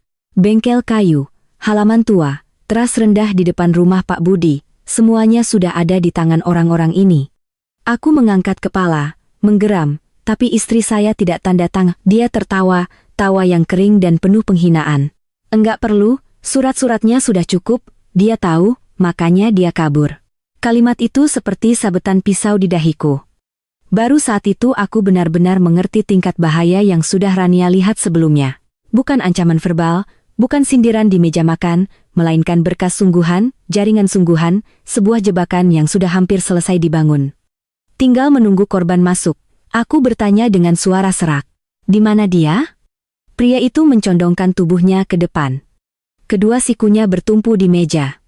Bau rokok bercampur bau keringat dari tubuhnya menusuk hidungku membuatku mual. Dia merendahkan suaranya. "Gua enggak perlu tahu dia di mana. Gua cuma butuh uang 3 hari. Kalau enggak lo tahu sendiri akibatnya." Aku bangkit berdiri. Kursi terdorong ke belakang dan membentur lantai dengan keras. "Itu harta milik orang tua istri saya." Aku nyaris berteriak. Beberapa orang yang duduk menyebar di kafe serentak menoleh. Pria gemuk itu tetap tidak bergerak, hanya memukul meja dengan keras, membuat gelas bergetar dan airnya tumpah. "Kalau gitu, suruh ibu sama adik lo yang bayar." Kalimat itu membuatku bungkam. Benar, ibuku dan Randy yang memulai semua ini. Tapi nama yang tertera di berkas, orang yang bisa diseret untuk menanggungnya adalah aku dan istriku. Untuk pertama kalinya dalam hidup, aku merasa berdiri di antara dua sisi dan sisi manapun bisa menyeretku ke dalam lumpur. aku menatapnya tanpa bisa berkata apa-apa. Di kepalaku saat itu bukan lagi sekadar kemarahan, tapi rasa malu yang mendalam. Malu karena keluargaku sendiri yang membuka pintu untuk orang-orang seperti ini masuk. Malu karena selama ini aku begitu buta sampai membiarkan istriku sendirian melihat jurang di depan matanya. Dia melihatku diam lalu menyeringai, mengumpulkan tumpukan kertas itu, dan memasukkannya kembali ke dalam tas, seolah sedang menyimpan barang yang sudah pasti jadi miliknya. Sebelum bangkit, dia menoleh dan menambahkan satu kalimat yang sampai kapanpun akan kuingat. Satu lagi, istri lo kabur bukan karena takut sama kita, aku terkejut dan menoleh. Maksud Anda? Dia memiringkan kepala. Seringai di wajahnya semakin dalam. Terlihat menghina sekaligus puas, karena berhasil menusuk titik terlemahku. Dia kabur untuk menghindari keluargamu sendiri. Aku terduduk lemas di kursi setelah dia pergi. Kafe itu masih terang benderang. Masih ada suara sendok beradu dengan gelas di suatu tempat, tapi aku merasa tuli. Sejak masuk ke sini, aku kira musuh paling menakutkan adalah para rentenir ini. Gerombolan berwajah manusia, tapi berhati iblis yang memegang berkas rumah mertuaku. Tapi tepat pada saat itu, untuk pertama kalinya aku mengerti sesuatu yang menyakitkan sampai ke tulang. Mungkin yang membuat Rania harus memeluk anaknya dan kabur di malam hari, menjual rumah, pindah, memutus semua kontak. Bukanlah karena takut pada orang luar, melainkan karena dia sudah menyadari. Tinggal 1 hari lagi di dekat ibuku dan Randy adalah hal yang paling berbahaya. Aku duduk di kafe dekat jembatan itu sampai es di gelasku mencair semua tanpa ingat apakah aku sudah meminumnya seteguk pun.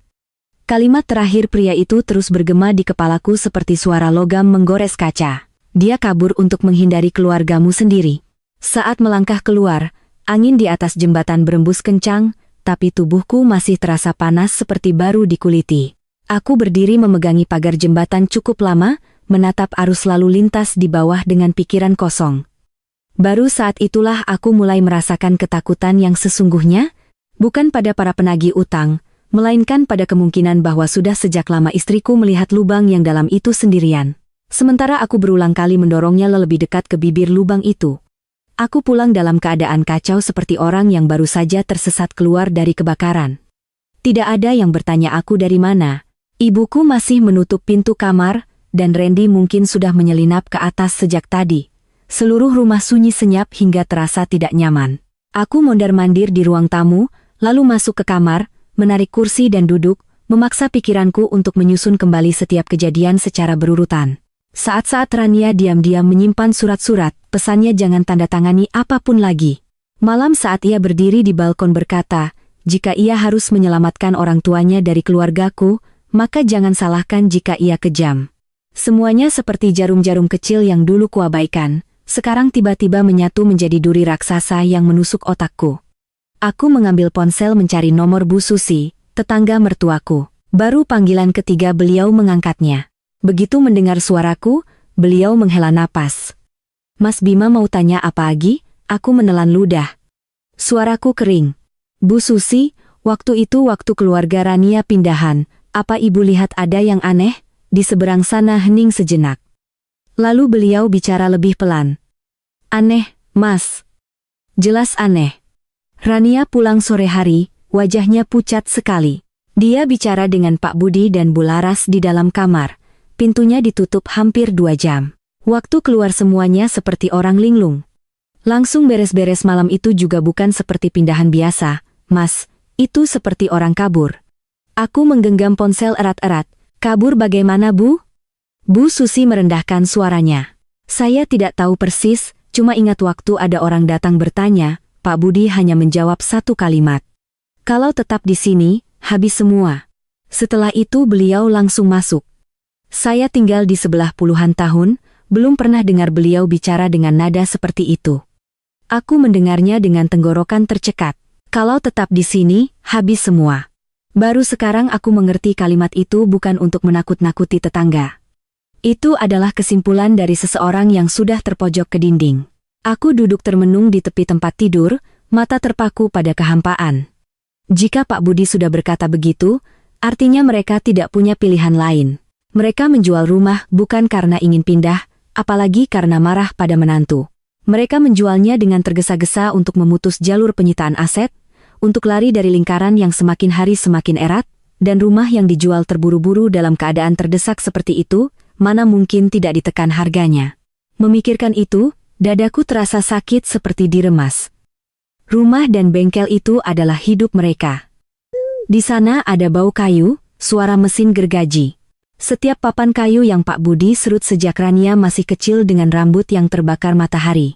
Tapi hanya karena jebakan yang dibuka oleh ibu dan adikku, mereka sekeluarga harus menelan ludah, menjualnya dengan murah, lalu pergi di malam hari. Aku membuka ponsel, melihat kembali pesan-pesan lama dari Rania.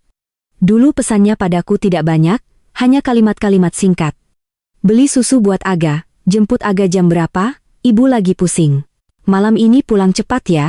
Aku menggulir ke atas satu persatu seperti orang yang memunguti kembali kepingan hidup yang telah kulempar. Lalu aku berhenti pada sebuah pesan yang dikirim hampir 2 bulan lalu.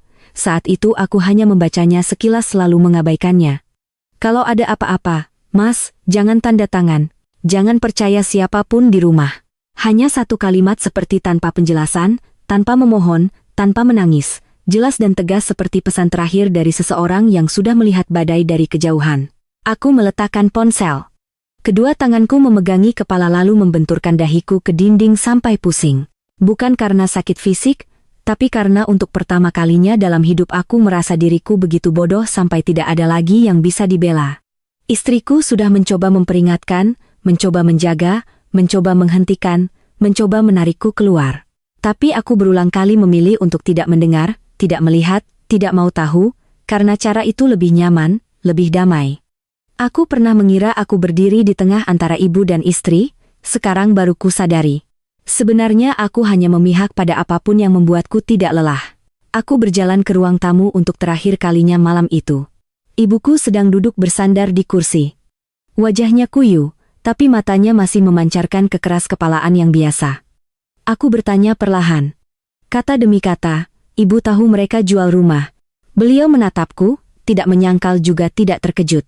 Lalu ibuku mengucapkan satu kalimat yang begitu dingin sampai aku mengira salah dengar. Sudah dijual ya, bagus, biar tidak ada urusan lagi. Aku menatap ibuku dan untuk pertama kalinya merasa asing.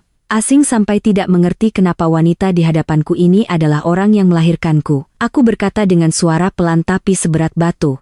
Ibu baru saja membuat anak ibu menjadi orang yang menghancurkan keluarga orang lain. Ibuku langsung membalas, seolah seluruh cerita ini pada akhirnya hanya perebutan di pihak siapa aku harus berdiri. Kamu bela dia atau bela ibu? Aku tidak menjawab, karena untuk pertama kalinya aku tahu aku sudah salah memilih sejak awal. Dan untuk pertama kalinya aku mengerti ada kesalahan yang jika tidak dihentikan saat itu juga maka tidak akan ada lagi yang bisa diselamatkan. Malam itu aku mengemasi beberapa potong pakaian, memasukkannya ke dalam ransel tua, lalu meninggalkan rumah, bukan untuk langsung mencari istriku, tapi untuk mulai memperbaiki kesalahanku. Sebelum sisa-sisa yang ada juga hilang karena ulahku sendiri. Meninggalkan rumah hanya dengan ransel berisi beberapa potong pakaian, barulah aku benar-benar mengerti rasanya menjadi orang yang tidak punya tempat untuk kembali. Tapi aku tidak berhak mengeluh karena yang lebih dulu didorong ke situasi itu bukanlah aku, melainkan Rania, Aga, dan seluruh keluarganya. Aku menyewa sebuah kamar kos kecil di dekat tempat kerja. Malam pertama berbaring di ranjang besi yang reot. Mataku terbuka lebar sampai hampir pagi. Setiap kali memejamkan mata, aku selalu melihat gerbang rumah mertua yang terkunci, secarik kertas dari istriku, kontrak dengan tanda tangan palsu, dan kalimat dingin dari pria di kafe. Keesokan paginya, aku mulai mencari Rania. Bukan lagi dengan cara menelepon beberapa kali. Lalu duduk menunggu seperti 2 minggu sebelumnya aku mendatangi setiap kenalannya dari teman kuliah yang pernah sekali datang ke acara selamatan, Aga sampai rekan kerja lamanya di bagian akuntansi bahkan teman dekat yang pernah bekerja bersama Pak Budi. Di bengkel kayu dulu, ada yang menggelengkan kepala bilang tidak tahu, ada yang menatapku dengan curik seolah sedang menimbang-nimbang, apakah harus memberitahuku yang sebenarnya. Seorang teman kerja Rania menarikku ke koridor, merendahkan suaranya. Dia sudah resign dari sebulan yang lalu, Mas, kayaknya sudah disiapkan, bukan pergi mendadak. Mendengar itu, kedua kakiku terasa lemas. Artinya, selama ini saat aku masih mengira istriku hanya sedang merajuk di rumah, Rania sudah diam-diam menyiapkan jalan keluar untuk seluruh keluarganya. Menjelang sore, ponselku mulai diteror. Nomor tak dikenal menelepon terus-menerus. Awalnya suara pria kasar yang menyuruhku mencari uang lama-lama berubah menjadi ancaman. Setiap kali telepon diangkat, hanya ada beberapa umpatan. Tawa sinis, lalu telepon ditutup. Aku mengubah ponsel ke mode senyap, tapi setiap kali melihat layarnya menyala, jantungku terasa diremas. Bukan karena takut untuk diriku sendiri, tapi karena aku tahu begitu mereka berhasil melacak Rania, segalanya akan menjadi lebih mengerikan. Puncaknya adalah pagi hari ketiga setelah aku pindah. Aku baru saja kembali ke rumah lama untuk mengambil beberapa barang, lalu terpaku di depan gerbang. Dinding luar dan pagar besi disiram cat merah. Catnya bahkan belum kering, mengalir membentuk garis-garis panjang di lantai, terlihat seperti darah, tepat di tengah gerbang. Seseorang menulis dengan arang atau spidol hitam 2 kata besar dan acak-acakan. 3 hari ibuku berdiri di teras. Wajahnya pucat pasi. Tangannya gemetar sampai-sampai lap yang dipegangnya hanya mengusap 1 titik berulang kali. Randy sudah menghilang sejak semalam tanpa meninggalkan pesan. Melihat pemandangan itu, barulah aku mengerti sebuah kebenaran yang sangat pahit. Sejak awal ibuku dan Randy hanya pandai mendorong masalah menjadi lebih besar. Tapi saat bencana benar-benar datang, yang harus berdiri di depan untuk menanggung akibatnya tetaplah aku. Aku pergi ke tempat yang pernah Ren sebut sebagai tempat kerjanya di dekat terminal, sebuah toko suku cadang mobil yang pernah ia pamerkan sebagai manajer gudang. Saat bertemu pemilik toko, aku baru bertanya nama Randy. Pria itu sudah tersenyum sinis, membuka laci meja dan mengeluarkan setumpuk catatan utang. Dia sudah berhenti lebih dari seminggu. Ambil gaji di muka, pinjam uang karyawan, bawa lari barang lagi. Kamu kakaknya urus sendiri. Aku berdiri di sana, mendengar setiap kata seperti cambukan di wajah. Ternyata pegangan terakhir yang ibuku kira sebagai bukti bahwa anak bungsunya masih bekerja dengan benar hanyalah lapisan cat murahan untuk menutupi rasa malu. Aku kembali ke rumah sekali lagi. Kali ini bukan untuk bertanya, tapi untuk bicara tuntas. Ibuku sedang duduk termenung di sofa. Begitu melihatku masuk, beliau bangkit. Suaranya serak. Bima, kamu pikirkan caranya, mereka itu seram sekali. Ibu takut. Aku menatapnya sangat lama. Apa aku kasihan? Iya, tapi rasa kasihan itu sekarang bercampur dengan amarah, kelelahan, dan perasaan seolah aku sudah diseret terlalu jauh dari kehidupan yang kuinginkan. Aku berkata perlahan, kata demi kata aku akan selesaikan sendiri. Tapi mulai sekarang aku bukan lagi bagian dari rumah ini. Ibuku membelalakan mata lalu seperti tersadar dari kepanikannya. Beliau menjeritkan kalimat yang mungkin sudah bertahun-tahun ia gunakan untuk menahanku di sisinya. Kamu tinggalkan ibu demi perempuan itu, aku menggeleng. Untuk pertama kalinya aku menjawab ibu tanpa rasa takut, juga tanpa rasa bersalah seperti biasanya. Bukan, Bu, aku meninggalkan kesalahanku sendiri. Ibuku seolah tidak percaya, sempat ingin maju untuk memegang tanganku, tapi aku sudah menunduk dan menyandang ranselku. Aku melangkah keluar pintu untuk pertama kalinya dalam hidup tidak menoleh ke belakang.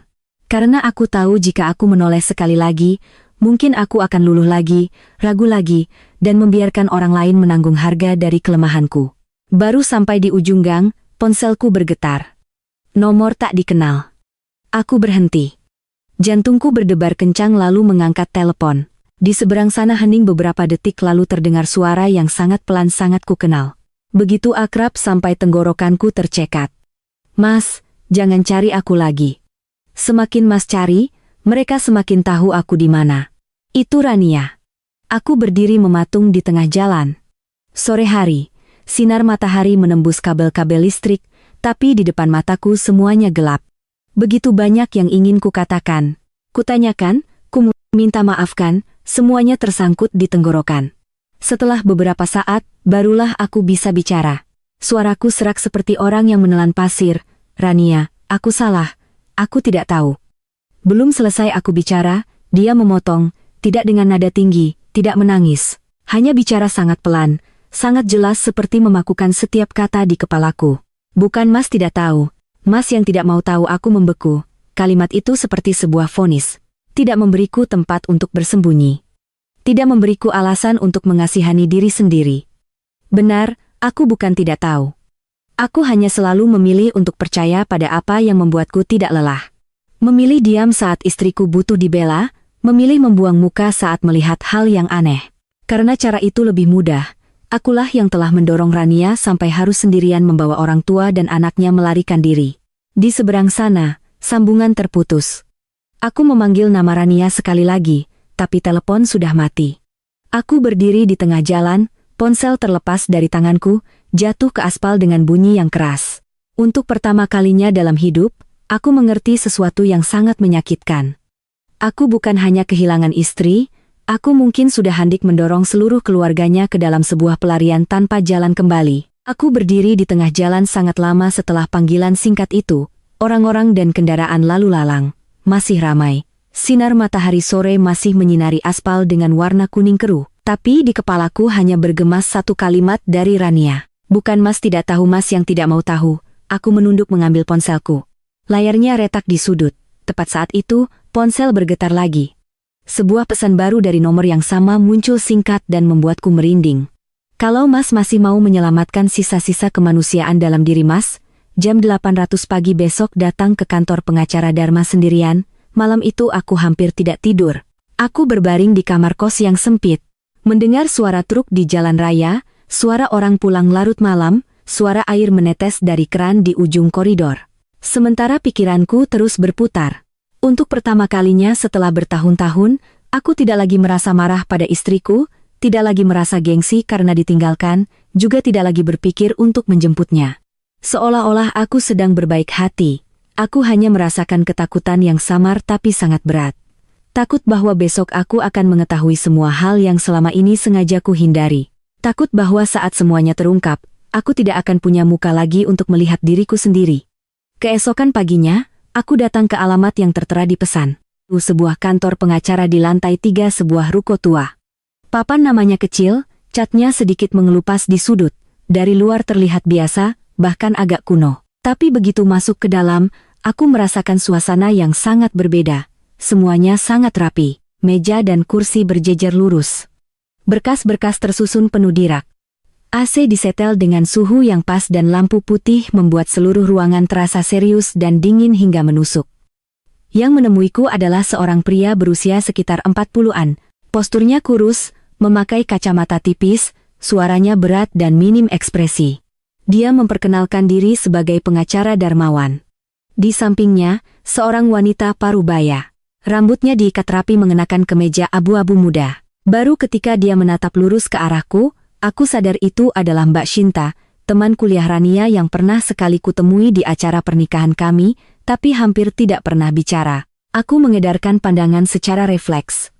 Jantungku berdebar semakin kencang. Rania di mana? Tanyaku langsung. Suaraku serak karena kurang tidur. Pengacara Darmawan tidak menjawab langsung, dia hanya mempersilakanku duduk lalu meletakkan setumpuk dokumen yang cukup tebal di hadapanku. Dia menatapku dari balik kacamatanya. Suaranya datar tapi setiap kata terdengar seperti pukulan di telingaku. Pak Bima, sebelum menandatangani surat apapun, apakah Bapak pernah membacanya? Pertanyaan itu membuatku bungkam. Aku sempat ingin membantah untuk menyelamatkan harga diriku, tapi akhirnya aku hanya menunduk. Karena aku tahu dari surat keterangan kelurahan dulu, hingga hal-hal yang ibuku berikan untuk ditandatangani buru-buru di pagi hari, aku tidak pernah benar-benar membacanya dengan teliti. Pengacara Darmawan membuka dokumen pertama. Di dalamnya ada foto dari kamera CCTV di depan kantor notaris. Bukti transfer yang berputar-putar melalui beberapa rekening daftar riwayat panggilan Randy dengan sekelompok orang yang namanya di kontak terdengar biasa saja. Mas Dani Keuangan, Mbak Mila Bantuan, Pak Heri Berkas. Semakin kubuka, semakin sesak dadaku, lalu dia meletakkan tumpukan kertas lain. Di dalamnya ada perbandingan tanda tangan. Seorang ahli grafologi telah melingkari setiap goresan. Setiap titik henti dari tanda tanganku menunjukkan dengan jelas mana goresan asli dan mana bagian yang dipindai, disisip dan digunakan kembali di banyak berkas berbeda. Aku melihatnya dengan kulit kepala terasa kebas. Artinya, bukan hanya sekali, namaku telah diseret ke dalam serangkaian dokumen yang sama sekali tidak ku ketahui. Aku kira itu sudah puncaknya, tapi pengacara Darmawan membuka bundel lain. Di halaman pertama, ada sebuah surat dengan judul rapi permohonan bantuan agunan aset keluarga. Di posisi pemberi rekomendasi ada tanda tangan ibuku. Di sebelahnya cetakan beberapa percakapan antara beliau dan Randy. Satu baris membuat mataku kabur. Kamu cepat urus sebelum si Rania tahu. Kalimatnya sangat singkat, sangat biasa, tanpa perlu penjelasan lebih lanjut, tapi sudah cukup membuatku dingin dari tengkuk hingga ke tulang belakang. Aku mengangkat kepala, suaraku nyaris hilang. Rania dapat semua ini dari mana? Mbak Sinta menatapku sangat lama, tatapannya campur aduk antara kasihan dan kesal.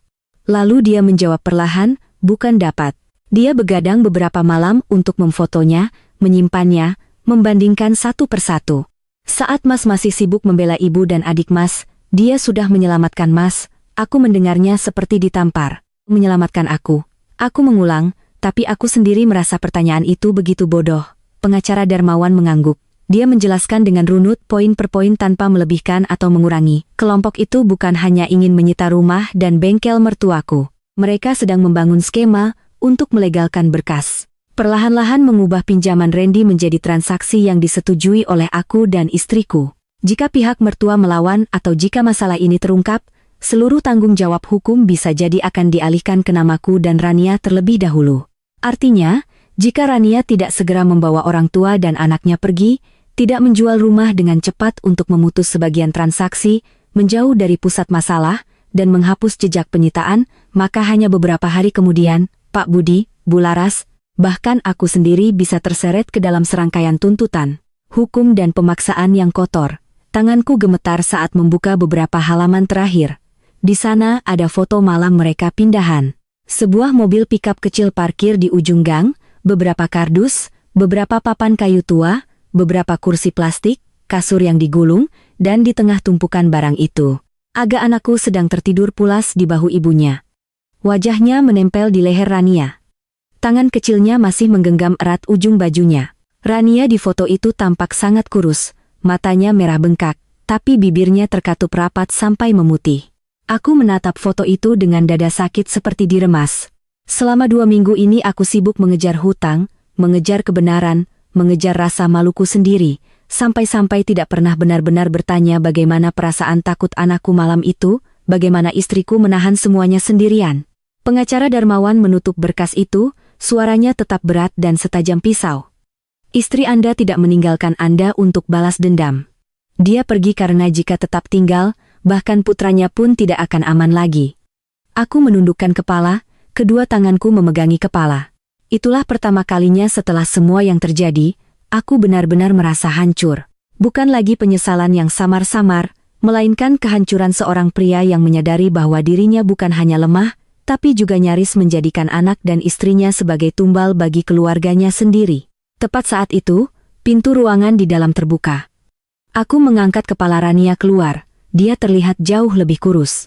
Pipinya tirus, lingkaran di bawah matanya menghitam, tapi tatapannya sangat sadar, sangat tajam. Aku bangkit secara refleks, hendak melangkah maju, tapi dia mengangkat tangan untuk menghentikanku, tidak dengan suara tinggi, tidak gemetar. Mas, berdiri di situ.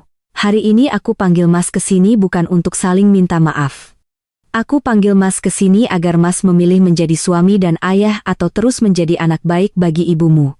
Aku berdiri mematung. Kalimat itu tidak keras, tapi seperti pukulan palu tepat di kepala. Rania melangkah ke meja, meletakkan sebuah flash disk hitam kecil di hadapanku. Dia menatapku tanpa berkedip. Suaranya pelan dan tegas hingga terasa dingin.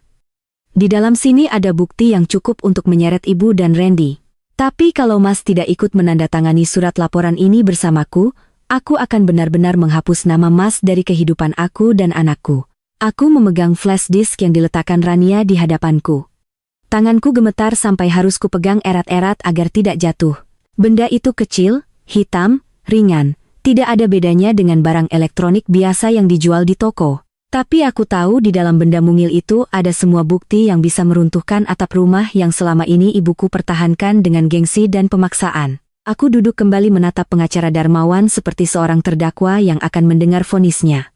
Beliau mencolokkan flash ke laptop, membuka setiap folder. Di dalamnya ada rekaman suara, tangkapan layar pesan, foto tumpukan kertas yang ibuku simpan di laci, salinan berkas yang belum pernah kulihat, dan bahkan riwayat sinkronisasi ponsel dari sebuah akun lama.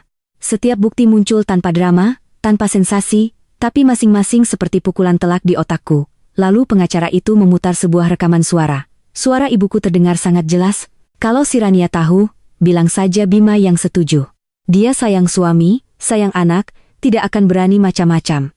Mendengar itu, kedua kakiku terasa lemas. Aku harus berpegangan pada tepi meja untuk bisa tetap berdiri. Ternyata bukan hanya Rania yang ditipu. Aku sendiri sejak awal hanyalah sebuah nama yang mereka siapkan sebagai tameng, sebuah kedok hukum untuk rencana kotor di belakangnya. Aku kira aku adalah suami tak berdaya yang berdiri di antara ibu dan istri. Tidak, aku lebih buruk dari itu. Aku adalah alasan bagi mereka untuk mendorong istriku ke depan sebagai tameng bagi seluruh keluarga. Rania berdiri tidak jauh dariku. Sejak keluar dari ruangan, dia tidak menangis, tidak berteriak, tidak mengeluh sepatah kata pun. Baru setelah rekaman itu berhenti, dia menatap lurus ke arahku. Matanya merah tapi kering lalu bertanya sangat pelan. Mas tahu apa yang paling memalukan bagi seorang perempuan? Bukan dimaki mertua, tapi dijadikan tumbal oleh suaminya sendiri untuk keluarganya.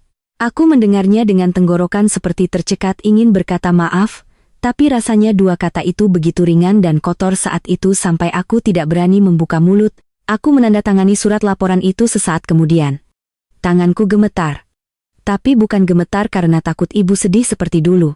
Aku gemetar karena untuk pertama kalinya dalam hidup aku benar-benar merasa malu pada diriku sendiri. Tanda tanganku hari itu sedikit melenceng di ujungnya, tidak lagi rapi seperti biasanya. Mungkin karena sejak saat itu aku tahu aku tidak punya jalan kembali untuk menjadi anak baik yang hanya menunduk demi kedamaian di rumah. Tapi pengacara Darmawan melihat surat itu sejenak lalu menggeleng. Laporan saja tidak cukup. Kelompok ini sangat licik.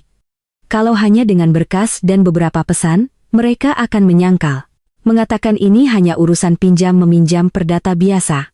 Untuk mematahkan alibi mereka, kita butuh operasi tangkap tangan atau sebuah ledakan yang cukup kuat agar mereka tidak bisa berkelit. Aku menoleh ke arah Rania. Pikiranku saat itu benar-benar kacau, tapi dia justru tenang dengan cara yang menakutkan. Dia membuka ponselnya, menunjukkan sebuah percakapan baru, lalu berkata perlahan. Besok malam, kelompoknya Randy janjian bertemu dengan ibu di sebuah tempat karaoke di pinggir kota. Mereka mau membahas penyelesaian berkas pengganti. Aku langsung mengangkat kepala. Kenapa kamu bisa tahu? Rania menjawab seketika. Suaranya dingin, seolah lelah untuk berbasa-basi lagi. Karena yang sekarang memegang kepercayaan ibumu bukan kamu, tapi ponsel lama yang pernah beliau minta tolong Mbak Shinta untuk pulihkan datanya. Ibu tidak tahu datanya sudah tersinkronisasi. Aku terpaku. Ternyata selama ini saat seluruh keluargaku mengira bisa mengendalikan segalanya, Rania tidak hanya melarikan diri. Dia juga cukup sadar untuk melacak setiap mata rantai, mengumpulkan setiap bukti, dan menyiapkan setiap jalan keluar untuk dirinya dan anaknya. Malam itu aku kembali ke rumah sesuai dengan rencana pengacara Darmawan. Ini pertama kalinya aku masuk ke rumah yang telah kutempati bertahun-tahun dan merasanya lebih seperti sebuah gua daripada rumah. Lampu ruang tamu menyala, bau dupa yang samar bercampur dengan bau minyak angin yang khas. Ibuku sedang duduk di kursi kayu, tangannya memutar tasbih seperti biasanya. Begitu melihatku masuk, beliau langsung melotot, suaranya melengking karena marah. Masih tahu jalan pulang kamu? Rania sembunyi di mana? Sana cari. Aku berdiri di tengah ruang tamu, menatap ibuku sangat lama sampai beliau mulai tidak sabar, tapi kali ini aku tidak menghindar. Aku berkata pelan, setiap kata terasa berat di lidah. Aku sudah menemukannya, Bu, dan aku juga sudah tahu semuanya. Ibuku terdiam sejenak, tapi dengan cepat kembali dengan suara galaknya yang biasa. Tahu apa? Dihasut lagi sama dia, kan? Aku tidak berdebat. Aku hanya meletakkan fotokopi beberapa pesan di atas meja. Begitu ibuku melihatnya, wajahnya langsung pucat, tapi mulutnya masih keras. Pesan begitu bisa dipalsukan, jangan kira ibumu ini gampang ditakut-takuti. Tepat saat itu, pintu depan terbuka. Randy masuk. Entah dari mana, mungkin habis menguping. Begitu melihat kertas di meja, dia terdiam. Lalu seperti hewan yang terpojok, dia menerjang berlutut di kaki ibuku. Wajahnya pucat, suaranya serak. Bu, tolong Bu. Kali ini kalau ketahuan aku bisa masuk penjara, momen itu membuatku merinding. Adikku tidak pernah merasa bersalah.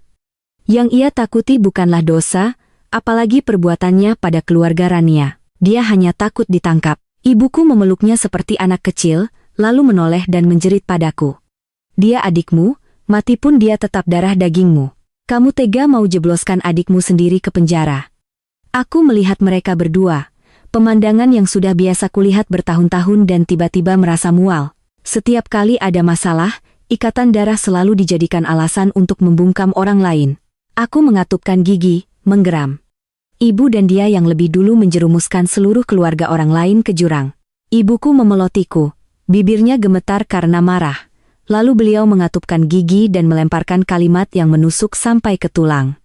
Coba saja kamu melawan ibu. Ibu bersumpah seumur hidup kamu tidak akan pernah tenang jika ini aku yang dulu.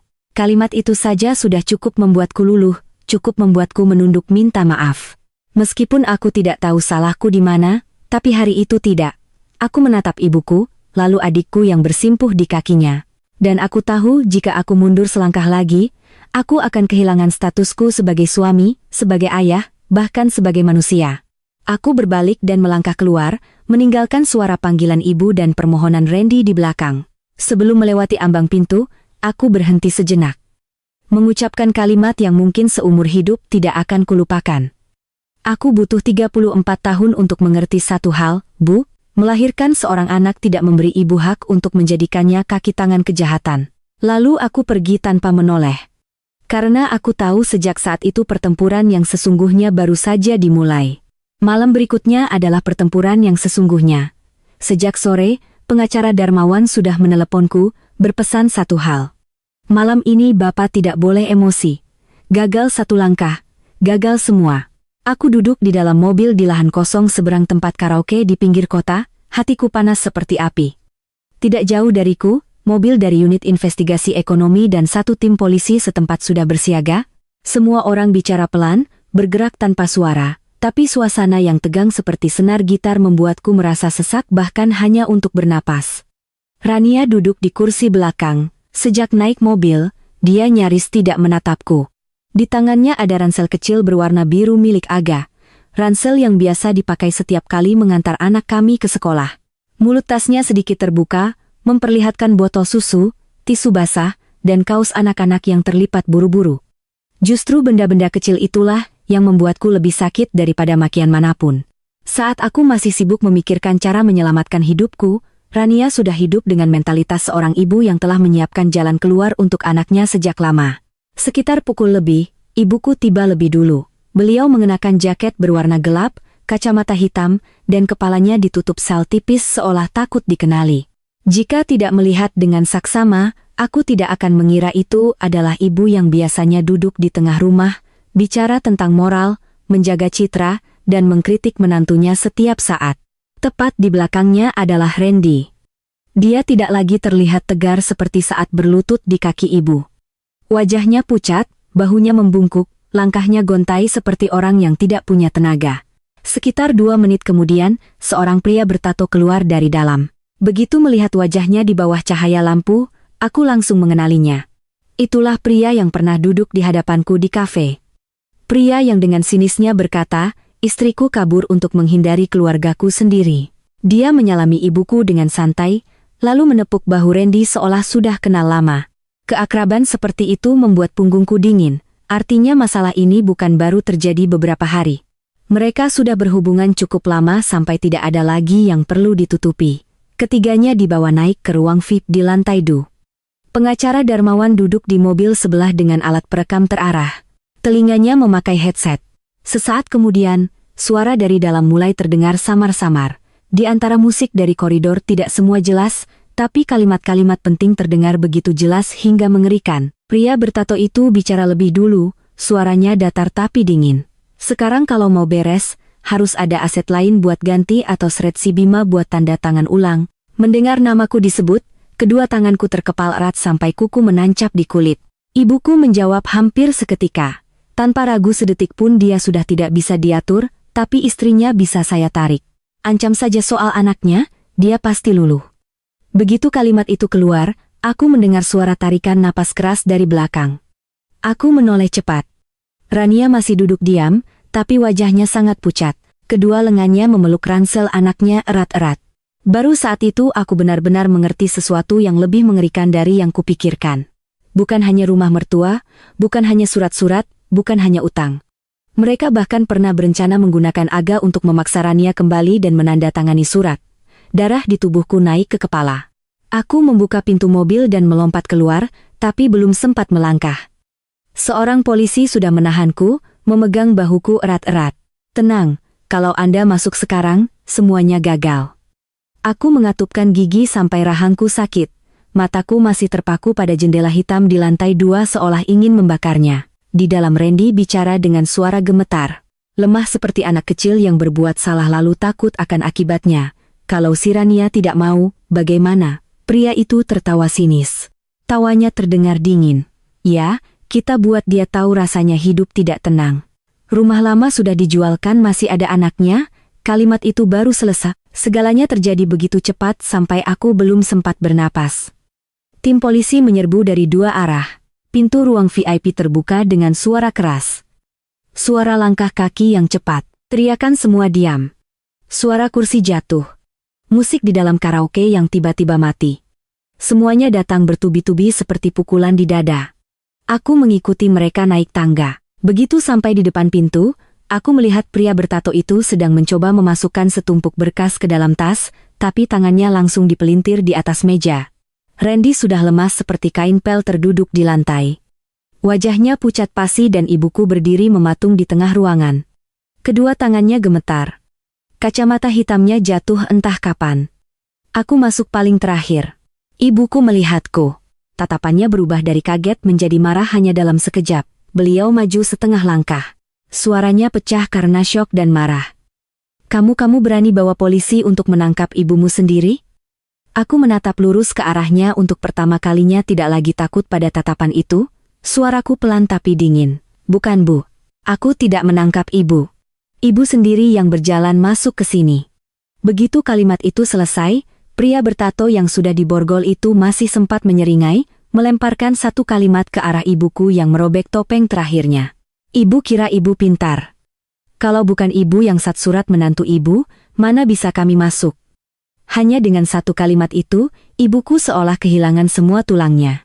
Citra mertua yang berkorban demi anak dan keluarga yang ia peluk selama ini hancur berkeping-keping di tengah ruangan yang penuh orang.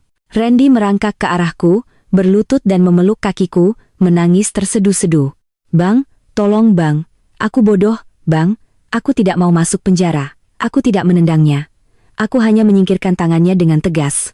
Bukan karena balas dendam, tapi karena untuk pertama kalinya dalam hidup, aku tidak mau lagi merentangkan tangan untuk menanggung akibat perbuatannya. Di pintu, Rania sudah berdiri entah sejak kapan. Dia tidak menangis. Dia hanya memeluk erat ransel anaknya dan menatap sangat lama seperti melihat sebuah borok yang akhirnya pecah di bawah cahaya. Ibuku melihat menantunya dan seperti kesetanan. Beliau menerjang ke arah Rania. Air mata membasahi wajahnya sambil menangis sambil menjerit. Kamu puas sekarang? Kamu mau rumah ini hancur baru kamu puas. Rania tidak mundur selangkah pun, dia menatap ibuku. Suaranya tidak keras tapi setajam pisau, rumah ini tidak hancur karena saya. Rumah ini hancur sejak ibu memilih uang dan anak bungsu ibu lalu menginjak-injak semua nurani. Beberapa detik kemudian, polisi membawa Randy dan pria bertato itu pergi. Randy menoleh menatap ibu lalu menatapku. Wajahnya meringis ketakutan. Ibuku jatuh terduduk di lantai, rambutnya acak-acakan. Wajahnya basah oleh air mata, bahunya bergetar hebat. Sejak kecil di mataku ibu selalu menjadi pemenang. Beliau menang dengan air mata, dengan pemaksaan, dengan bakti, bahkan dengan ketakutan orang lain. Tapi malam itu, di tengah ruangan yang berbau alkohol dan asap rokok, untuk pertama kalinya aku melihat ibuku bukan lagi pemenang. Setelah malam di tempat karaoke itu, segalanya tidak lagi sebatas ancaman atau dugaan, semuanya memasuki babak baru yang lebih dingin, lebih berat, dan jauh lebih menyakitkan. Jaringan pinjaman ilegal berkedok perusahaan keuangan mulai terkuak lapis demi lapis. Yang pertama kali terseret adalah Randy. Dia ditahan untuk penyelidikan karena keterlibatannya dalam pemalsuan berkas, penggunaan data pribadi secara ilegal, dan partisipasinya dalam penyusunan dokumen untuk melegalkan utang secara paks. Ketika mendengar penjelasan dari pengacara Darmawan, aku tidak merasa puas. Aku hanya merasakan kelelahan yang luar biasa. Seolah-olah hal yang paling menakutkan akhirnya terjadi persis seperti yang telah Rania peringatkan sejak lama. Randy bukanlah tipe penjahat cerdas yang merancang rencana dari awal lalu duduk santai melihat orang lain menanggung akibatnya. Dia adalah tipe pria yang rusak dengan cara yang lebih menakutkan, serakah sekaligus pengecut dan selalu percaya bahwa akan ada keluarga yang membereskan kekacauannya. Harga yang harus ia bayar pun tidak sesederhana di film. Bukan hanya tamparan atau pukulan yang bisa menyelesaikannya. Dia terseret ke dalam lingkaran hukum yang sama yang pernah ia bantu pasangkan di leher orang lain. Ibuku tidak langsung ditangkap. Tapi sejak hari itu beliau harus terus-menerus diperiksa oleh polisi, oleh penyidik, dan oleh pengacara. Dari menjelaskan perannya sebagai pemberi rekomendasi berkas hingga menyediakan dokumen, tuduhan penghasutan, dan keterlibatan dalam rekayasa. Hal itu saja sudah cukup untuk mengubahnya dari seorang wanita yang selalu bicara keras dan berjalan dengan angkuh di rumah menjadi sebuah bayangan yang duduk termenung seperti orang kehilangan jiwa. Suatu hari aku mampir ke rumah untuk mengambil beberapa barang. Aku melihatnya duduk sendirian di kursi kayu di ruang tamu. Matanya terpaku pada layar televisi yang mati, tapi tangannya masih memegang remote seolah lupa meletakkannya. Sejak hari itu, rumah yang telah kutempati bertahun-tahun menjadi sunyi seperti rumah duka. Tidak ada lagi suara televisi yang menyala keras sejak pagi. Tidak ada lagi suara ibuku mengeluh tentang masakan, tentang menantu, tentang tetangga, tentang dunia. Tidak ada lagi pemandangan Randy keluar masuk merokok di teras sambil mengumpat. Yang tersisa hanyalah suara batuk kering ibuku di malam hari, suara sandal diseret di lantai, dan keheningan mengerikan dari sebuah rumah yang telah dibuat busuk oleh penghuninya sendiri. Aku pindah total tak lama setelah itu. Bukan karena tidak berbakti lagi, tapi karena untuk pertama kalinya aku mengerti bahwa bakti tidak berarti terus duduk dalam kesalahan dan tenggelam bersama. Jika aku tetap di sana, aku akan kembali terseret ke dalam kebiasaan lama. Mendengar ibu menangis lalu luluh, melihat adik menderita lalu mundur, dan kembali menjadikan keheningan istri dan anakku sebagai harga untuk kedamaian diriku sendiri. Aku tidak akan membiarkan diriku kembali menjadi pria seperti itu. Aku secara proaktif menyerahkan salinan slip gaji, melaporkan aset pribadi, dan bekerja sama dengan pengacara Darmawan, untuk menanggung bagian tanggung jawab perdataku. Secara hukum, tanggung jawab itu mungkin tidak sepenuhnya disebabkan olehku. Tapi jika aku membaca dokumen dengan lebih teliti, jika aku lebih cepat percaya pada istriku, jika aku tidak memilih untuk pura-pura tidak tahu agar tidak pusing, mungkin rumah Pak Budi dan Bu Laras tidak harus dijual dengan tergesa-gesa seperti itu. Ada utang yang tidak tertulis di kontrak, tapi tetap harus dibayar. Aku menjual motor kesayanganku. Motor yang butuh hampir 2 tahun tabungan untuk membelinya. Aku menarik semua uang simpananku, lalu meminjam sejumlah dana dari bank melalui jalur resmi, mengumpulkannya menjadi sejumlah uang yang cukup untuk diserahkan oleh pengacara Darmawan kepada keluarga mertuaku.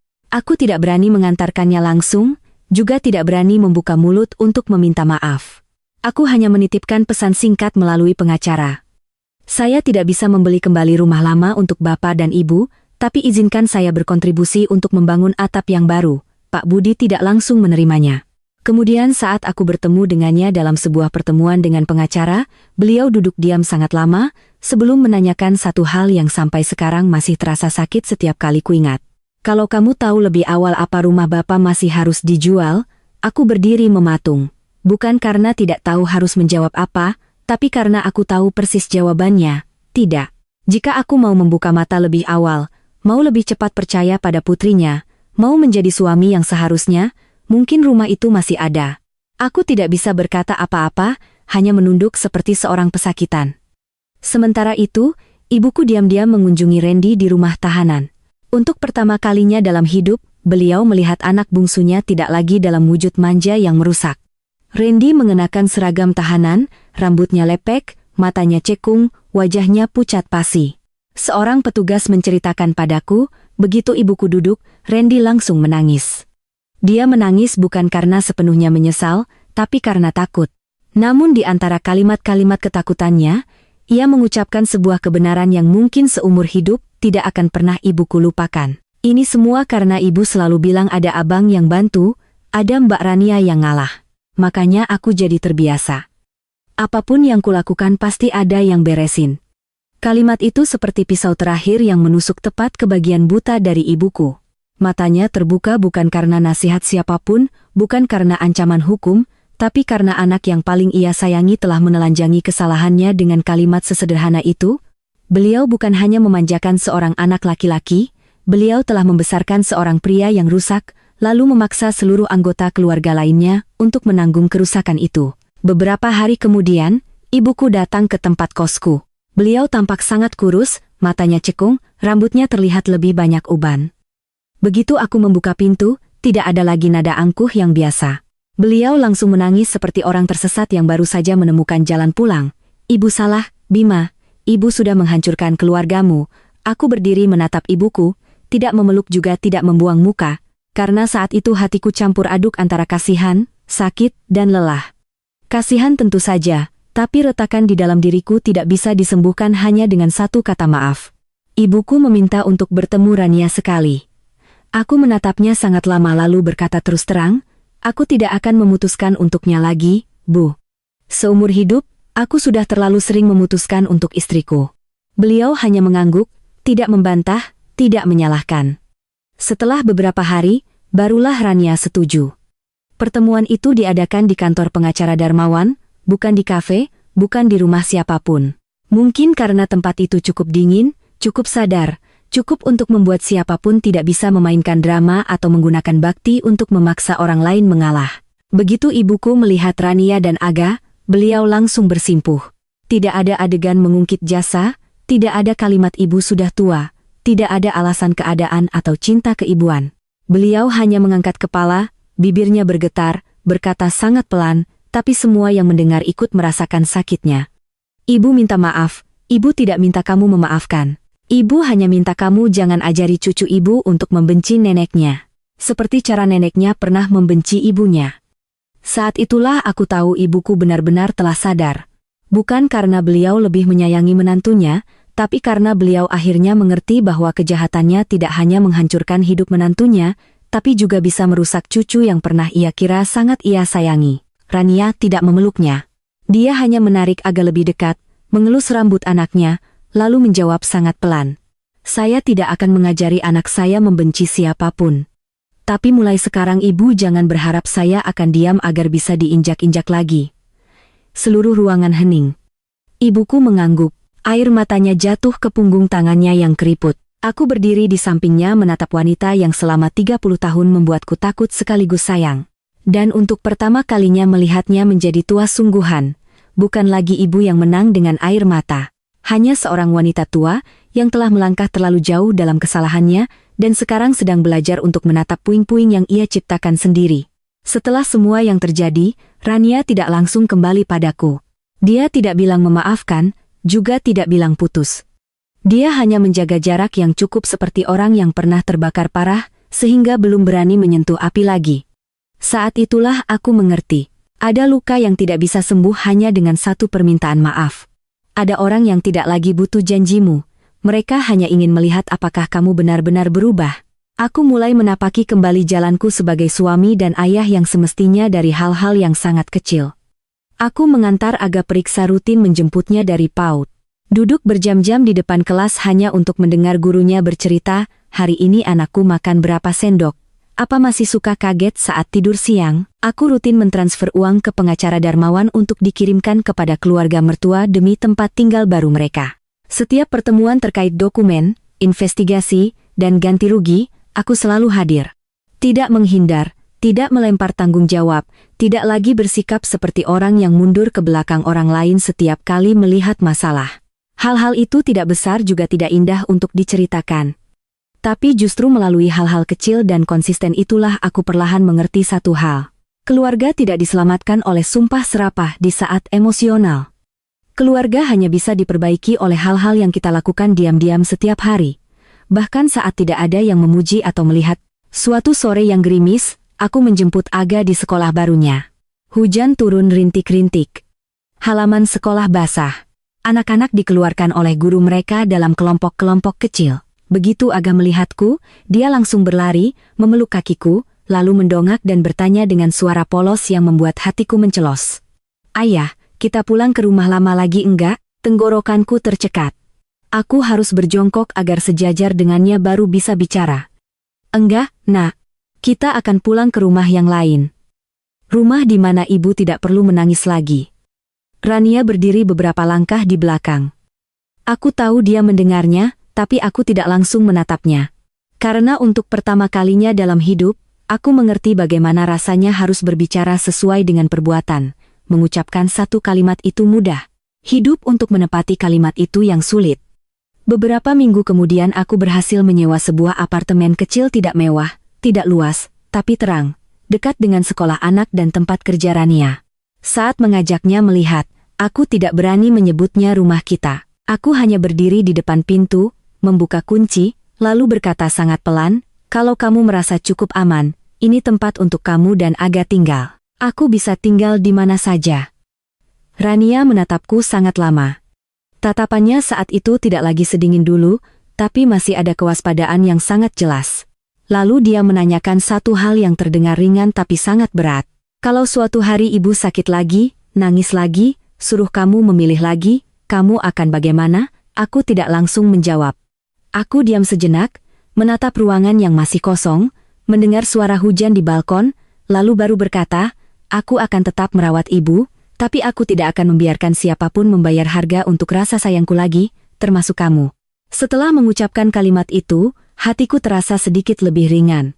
Bukan karena aku pandai bicara, tapi karena selama beberapa bulan terakhir aku sudah mulai hidup sesuai dengan prinsip itu. Hari pindahan ke apartemen baru, ibuku juga datang. Beliau membawa sebuah pot kecil tanaman lidah mertua berdiri di depan pintu. Tangannya gemetar dan tidak berani masuk lebih dulu. Belum pernah aku melihat ibuku sekecil itu. Tidak ada lagi postur wanita yang selalu merasa benar. Hanya seorang wanita tua yang canggung di depan pintu rumah anaknya sendiri. Justru Rania yang melangkah maju membuka pintu lebih lebar dan berkata, "Masuk, Bu. Tapi mulai sekarang di rumah ini ada satu aturan. Semua orang boleh bicara, tidak ada yang boleh menindas." Ibuku mengangguk cepat, matanya memerah. Beliau menunduk hendak menggendong cucunya, tapi Aga justru bersembunyi di belakang kaki ibunya. Beliau terdiam, tangannya menggantung di udara lalu perlahan ditarik kembali.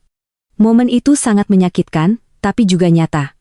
Rekonsiliasi tidak bisa terjadi hanya dengan sebuah pelukan atau beberapa tetes air mata. Ada jarak yang harus ditempuh dengan sangat perlahan dan sangat lama untuk bisa kembali dekat.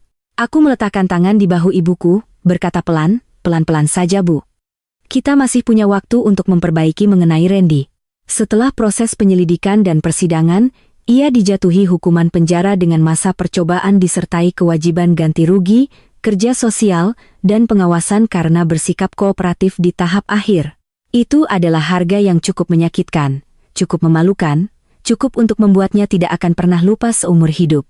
Saat putusan dibacakan, dia menatapku dari seberang kursi. Matanya merah, suaranya serak.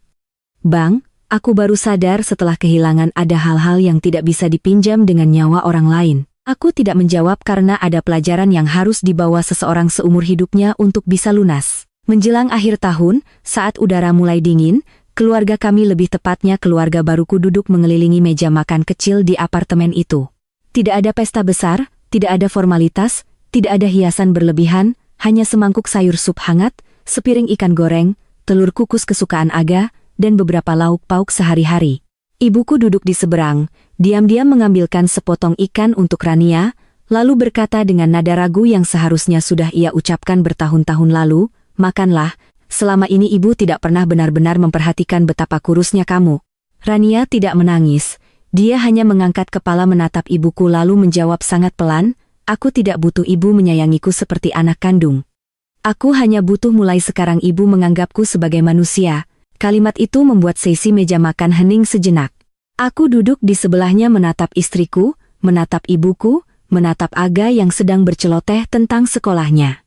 Tiba-tiba aku teringat hari saat aku menjemput istriku berdiri mematung di depan rumah mertua yang terkunci, mengira segalanya sudah berakhir. Ternyata ada kehilangan yang bukan untuk mengakhiri, tapi untuk memaksa kita sadar. Jika tidak ada hari itu, mungkin aku akan tetap menjadi pria yang bersembunyi di balik kata di tengah, bersembunyi di balik mengalah sedikit, dan membiarkan istriku sendirian menanggung semua badai.